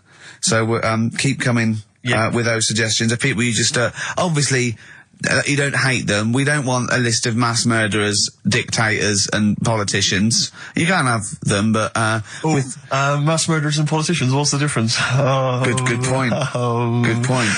Satire. Satire, yeah. No, we're doing some jokes like that as well, aren't we? Satire like that. We're trying to get onto Radio 4. Trying to get on there, yeah. And if there's any kind of amusing show that perhaps takes a sideways look at the week's news, and they need new people. If there are any Radio 4 producers who have been knocking around for about 12 years with the same old hacks, and they're desperately trying to get on telly, they want to give us a call. We're not interested. No. We've got bigger fish to fry. So if people that you hate, minor celebrities, people on TV, pop stars you don't like, email in ricky.gervais@xfm.co.uk. And I'll tell you what, then we'll do like the Channel 4 do, then we'll give you the sort of list of the top 10 at the end, and you can vote within that top 10. I'll tell you the ones out in front could we wire up some kind of premium rate phone line so that we make a fortune? We can't afford it, but when you email in, if you could also maybe send us a lottery ticket, then, we make something out of this. The ones in the lead, I'll do in no particular order, but these are the ones way out in front at the moment. It's Chris Moyles, Robbie Williams, Chris Tarrant, Davina McCall. Interesting. I'm sort of surprised at, but I know that it's probably just I think she's just been on TV too much lately. Yeah, that T-shirt annoys me. Big Mother. Sure. That annoys me. We don't care. We don't care whether you're pregnant or not. Loads of people have children. Yeah. I don't care. Get on with it. And Dominic Mohan. So there's but think of your own. There's a lot of people just coming up behind there, though. Graham Norton. He's just approaching from behind. That's the sort of stuff. It's sort of like we've done satire, we've done innuendo. I mean, he's the king of the double entendre. Well, he's the king of the single entendre, but we can double it up if you want. If anyone... 104.9, this is the sort of things we're available. Go on. I'm loving this. This is going to be good. I'm loving what's coming next. What? If any of the producers of Carry On London are listening and they need some new talent to write some smutty innuendo, I think we're your men. Yeah. Anyway. Carl, you better press the knob, right, to start the record. Spunk. Kings of Leon, Molly's Chambers on XFM 104.9. Thanks to Lauren Laverne there for the last few hours. Coming up, we have got some great music, Steve. We've got Kings of Leon, as you heard. We've got Alba, we've got The Darks, we've got Coldplay, Coral, Rolling Stones, we've got some Springsteen, The Smiths. Do you know what I mean? Do you need any more? And with all that, we've still got Pete Skinner with his wacky weather report. Excellent, good old Pete. Nice to have him back. Good news, Steve. Got some here brought in. It's just a normal soup. It's Rooster's Pride. What flavour soup's that, Steve? Oh, I know you brought that. And it's all a genuine article, and it's cock soup. Can I have a closer look at that? Maybe there's some more humour I can draw. What, you want a closer look at my cock soup? Just a cock soup. Let me just... It says here, delicious, appetising. 3 to 4 servings. You know what I'm thinking of when you're talking about the soup? I'm thinking of innuendo. I'm just thinking of a man's cock. Penises, yeah. Let me just... It's the darkness. Use Rooster's Pride cock soup as a snack with crackers or toast. Still thinking of a normal knob. An appetiser, again, or a soup base. That doesn't really work as an innuendo. No, that's disappointing. We'll work on that, though. The darkness growing on me on XFM 104.9. Going well, isn't it? I've enjoyed it so far. It's been a bit naughty and everything. Yeah, a bit smart. Nothing wrong with that. No. Carl, having a good day? Not bad. Yeah. What mood are you in this week? What we always mood is trying to assess each week. It's a bit edgy. He's got a red head. What's all that? You've got a red head all around the side and the front. What's that? Sunburn? No, I think I'm allergic to having my head rubbed. Right. Right. Now, who would rub your head? That sounds a bizarre thing. Your girlfriend? Weird, isn't it? Yeah. Well, I was rubbing your head. Well, yeah, but I was squeezing his head, fair enough, and he was screaming in agony. And then he went and made me a cup of coffee. And as he came over, just spilt boiling hot coffee on my legs. I'm all wearing shorts, and he went, "Sorry," just like that. It's like a series of Jackass out there this morning. I mean, my legs are burnt. Your head's a little bit red. But apart from that, having a good day? Not bad. I was on the way in today, right, Steve? Walking in, always walking in. I get left early and stuff. I like to get in early, get some bits done, that. Yeah. Monkey News, Songs of Phrase. That sort of thing. And living in London, right, there's a lot of shops that open early and stuff. Do you know what I mean? People say that's a good thing about London. Yeah. It's almost like 24-hour city and stuff, right? I'm walking in and there's you've got your news agents open. Obviously. Selling newspapers and that. That's good. They've got to be open early. Yeah. Then you've got your coffee shops, your Starbucks. Have a cup of coffee in the morning. Do you know what I mean? They're doing well in the morning. Yeah. Then you see the odd restaurant and you think, well, maybe they sort of got the doors open, but they're preparing for lunch. So you think, fair enough. Yeah, I'll Right. let that pass. Yeah. Carrying on walking down the road. Bondage shop. Open. Sure. About 10:30. Yeah. Busy, was it? There was a couple in. Really? Some good offers. About 10:30 for a bondage shop. I'm assuming if you're into bondage, though, you stock up at any time, day or night. I mean, you don't. Yeah. Well, I assume it. I suppose you get up and you go, oh, I've got nothing on. I need to be a bit tied down. Yeah. I need some rope. These clothes are too baggy. I need more Yeah, belts. oh, I need God. more straps. Yeah. Oh. Get some rubber on my face. Weird, though, isn't it? What were you doing in there? So, just having a browse.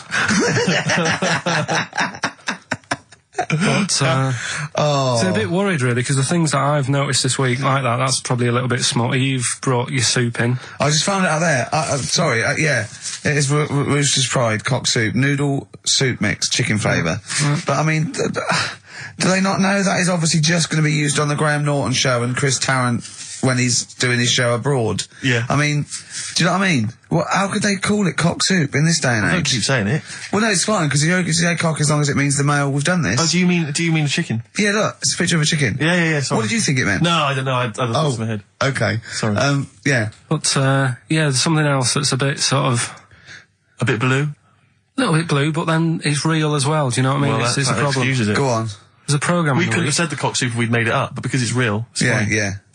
We also couldn't have said the cock soup if we'd have meant a male penis. Thankfully, we don't. So. We mean a little chicken. You go on. Yeah, this programme was on. It was Wednesday night, something. About this little lad. Yeah. It was a fella and a woman. At the same time. What do you mean? Like a cartoon with a secret identity. By night. What do you mean? He had both By day a sex? boy, by night a woman. He had it all. What you... Sorry, wait. So he had male and female genitalia. So what do you call someone that's born like that? Weird. Yeah. What's the term for it? Go on. You know it. We've talked about it before. Aphrodite. Really? So close. Hermaphrodite. Yeah, hermaphrodite. Yeah. That's weird, though, isn't it? Yeah. And he had the ball. Yeah. And he had the... Well, what happened was he was born, right? Obviously. And the doctor said, there you go. Lovely little boy and girl. So the mum was like, what? So he said... No, I don't think the doctor was sarcastic. Yeah, what? I don't think the doctor was sort of dissing them. Yeah. There you go. What do you mean, doctor? I'm gonna have a look. There's the cock, there's the minge. All right, see you later. What are you going to call it? But doctor, what do you mean? Have a look. He wasn't sarcastic. He didn't give Doctor, clues. tell me what you mean. Give me a straight answer. He probably went, oh shit, she's got a cock. He didn't go... He wasn't sarky to the parents. No, Anyway. but I'm just getting across. Do you know what I mean? I always had a little bit just to... Yeah, I know you spice do. it Yeah. up, You should spice be it a up. newsreader. Be brilliant. So there's a little kid lying there. Yeah. And the mum says, you know, what am I going to do then? So the doctor, I mean, I'm condensing this. It was like an hour long. Sure. Yeah. Yeah. So he says, she said, what will I do? And the doctor said, well, he's not sort of well hung. Right. Oh, So he's not sort of well on. This doctor has been, I assume, has been struck off since for saying these things. It was a real doctor. It wasn't Dr. Fox. Yeah. Right, go on. So the doctor said, so I recommend that we make it a woman. Right. Right? So they sort of do a little bit of... Jiggery pokery. Yeah, a little bit of work. And I don't think that's true, Carl. No, it is. It was on the programme.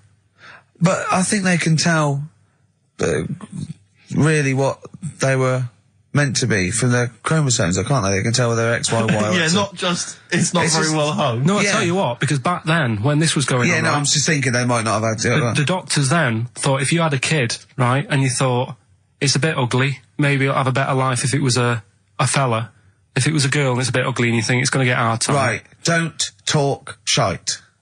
What? What? That a doctor would go, right, you've had a young girl, I'll tell you what, she's a pig, let's pop a cock on her. Don't No, talk I'm not saying, shite. I'm not saying that. What I'm saying is, say if you have like I say, a girl, I just think it's harder if a girl's ugly and Yeah. she's growing up, Yeah. she has a harder time. Yeah.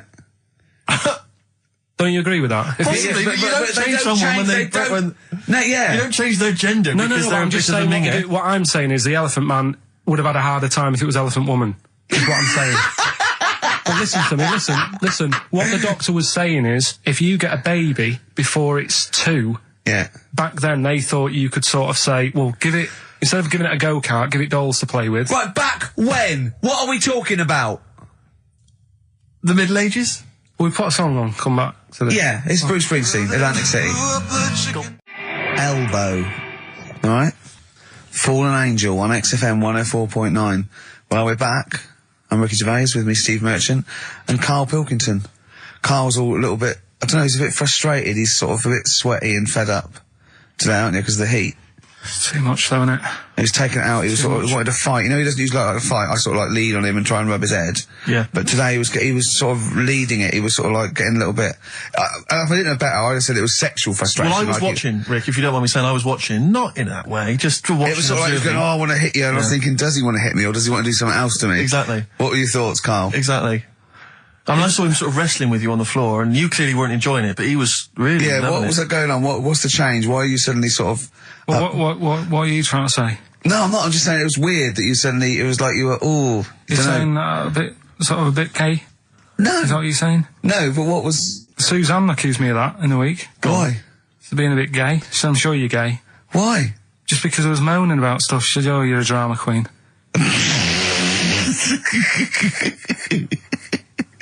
Right, well that's What were you moaning about? Not having enough gay sex? No. She didn't have a knob. Yeah. It's going, oh, why don't you get yourself a nice little knob? Yeah. I mean, can I call you Frank, please? Could you wear this false beard? Yeah. It's just, well, we'll talk about it later. It was about the 7 Wonders. I just wasn't that impressed. He wasn't impressed by it. He said, well, we'd say that, yeah. Well, we got a top show coming up. But if you are a little bit, just a little bit sexually, you know, don't be afraid to let it out. I mean, if you want us to relieve you of it. I'll tell you what. Let's have a little bit of Maggie May by Rod. It's some Can we beautiful play day. Killing a Georgie? That's your favourite song, isn't it? Oh. That's yeah. weird, isn't it? Strange, isn't it? That's weird. I'd like to hear Rod Stewart singing about a lovely lady, please, Karl. As would I. You can picture whatever you want. 1:05 then, already, over Saturday, so I'm Ricky Gervais. That was Placebo, yeah, with special needs, which brings me to my next point. With me, Karl Pilkington. Karl Pilkington, there he is. Steve Merchant, 104.9. That's it. We're back then. Well, for one last time. Well, it's certainly the end of the season. We're away for at least, 2 months. We're doing the Office special, and possibly forever, depending on whether Karl decides he wants to carry on with this. Because, I mean, we do this for fun. We don't need to do this. We don't need to do this for, money. Obviously not. The kind of money you're earning, Rick, you do not need to do I this. don't need to. It's quite honestly beneath me. Yeah. We don't need to do it to further our career because it's embarrassing being Didn't on your accountant XFM. say, do not even bother cashing those XFM checks? It's not worth your while. No, it's not. The time it took to sign them, Exactly, it wasn't worth it. So we do this basically to ridicule Karl on a large sort of platform. I say large platform. Yeah. XFM. No other radio station will have us. It's roughly the same as standing up in McDonald's. I and imagine ridiculing so. But of a lunchtime though. Yeah. Or so- when it's just the cleaning staff mopping up. Yeah. So, and if Karl doesn't come back, he's breaking up the three-way partnership. He's very much forever. Sting, isn't he? Yeah. Like, what, 1986, 87? Exactly. He's going to go off and sort of make some quite poor, sort of jazz-inflected white man soul. Yeah. And leaving us to go about our business. Play pizza places. Exactly, yeah. Yeah, well, I'm going to go into sort of maybe writing say, sound Dad, tracks. why can't I be in the CIA? Yeah. You don't know anything about it. You're a drummer. Yeah. So we'll have to see. I mean, do you think anyone cares? I wouldn't have thought so. Because I think if someone was interested in having some good chat and some great laughs, they'd spend more time with their friends. Yeah. Or listen to another radio Or station. listen to a decent radio John show. Ross I think or something like that. Yeah. they listen to XFM for some music to have on in the background that's loud enough so they can hear it while they're hoovering. Yeah. I don't think our fans hoover. Well, true. I think you've got to have... Or shoot up, whatever. I think you've got to have a house yeah, to hoover. I'll tell you what they do want, though. Some great music. They do indeed. They'll be saying, since you've been gone. See that? That's the sort of link I can do if we stay If you together. could cut out all the other drivel you speak, you'd be great on Magic. I know, yeah. You've got Come on. I know, you've got a rainbow something, haven't you? Rainbow. You got a rainbow something. Oh, it's rainbow.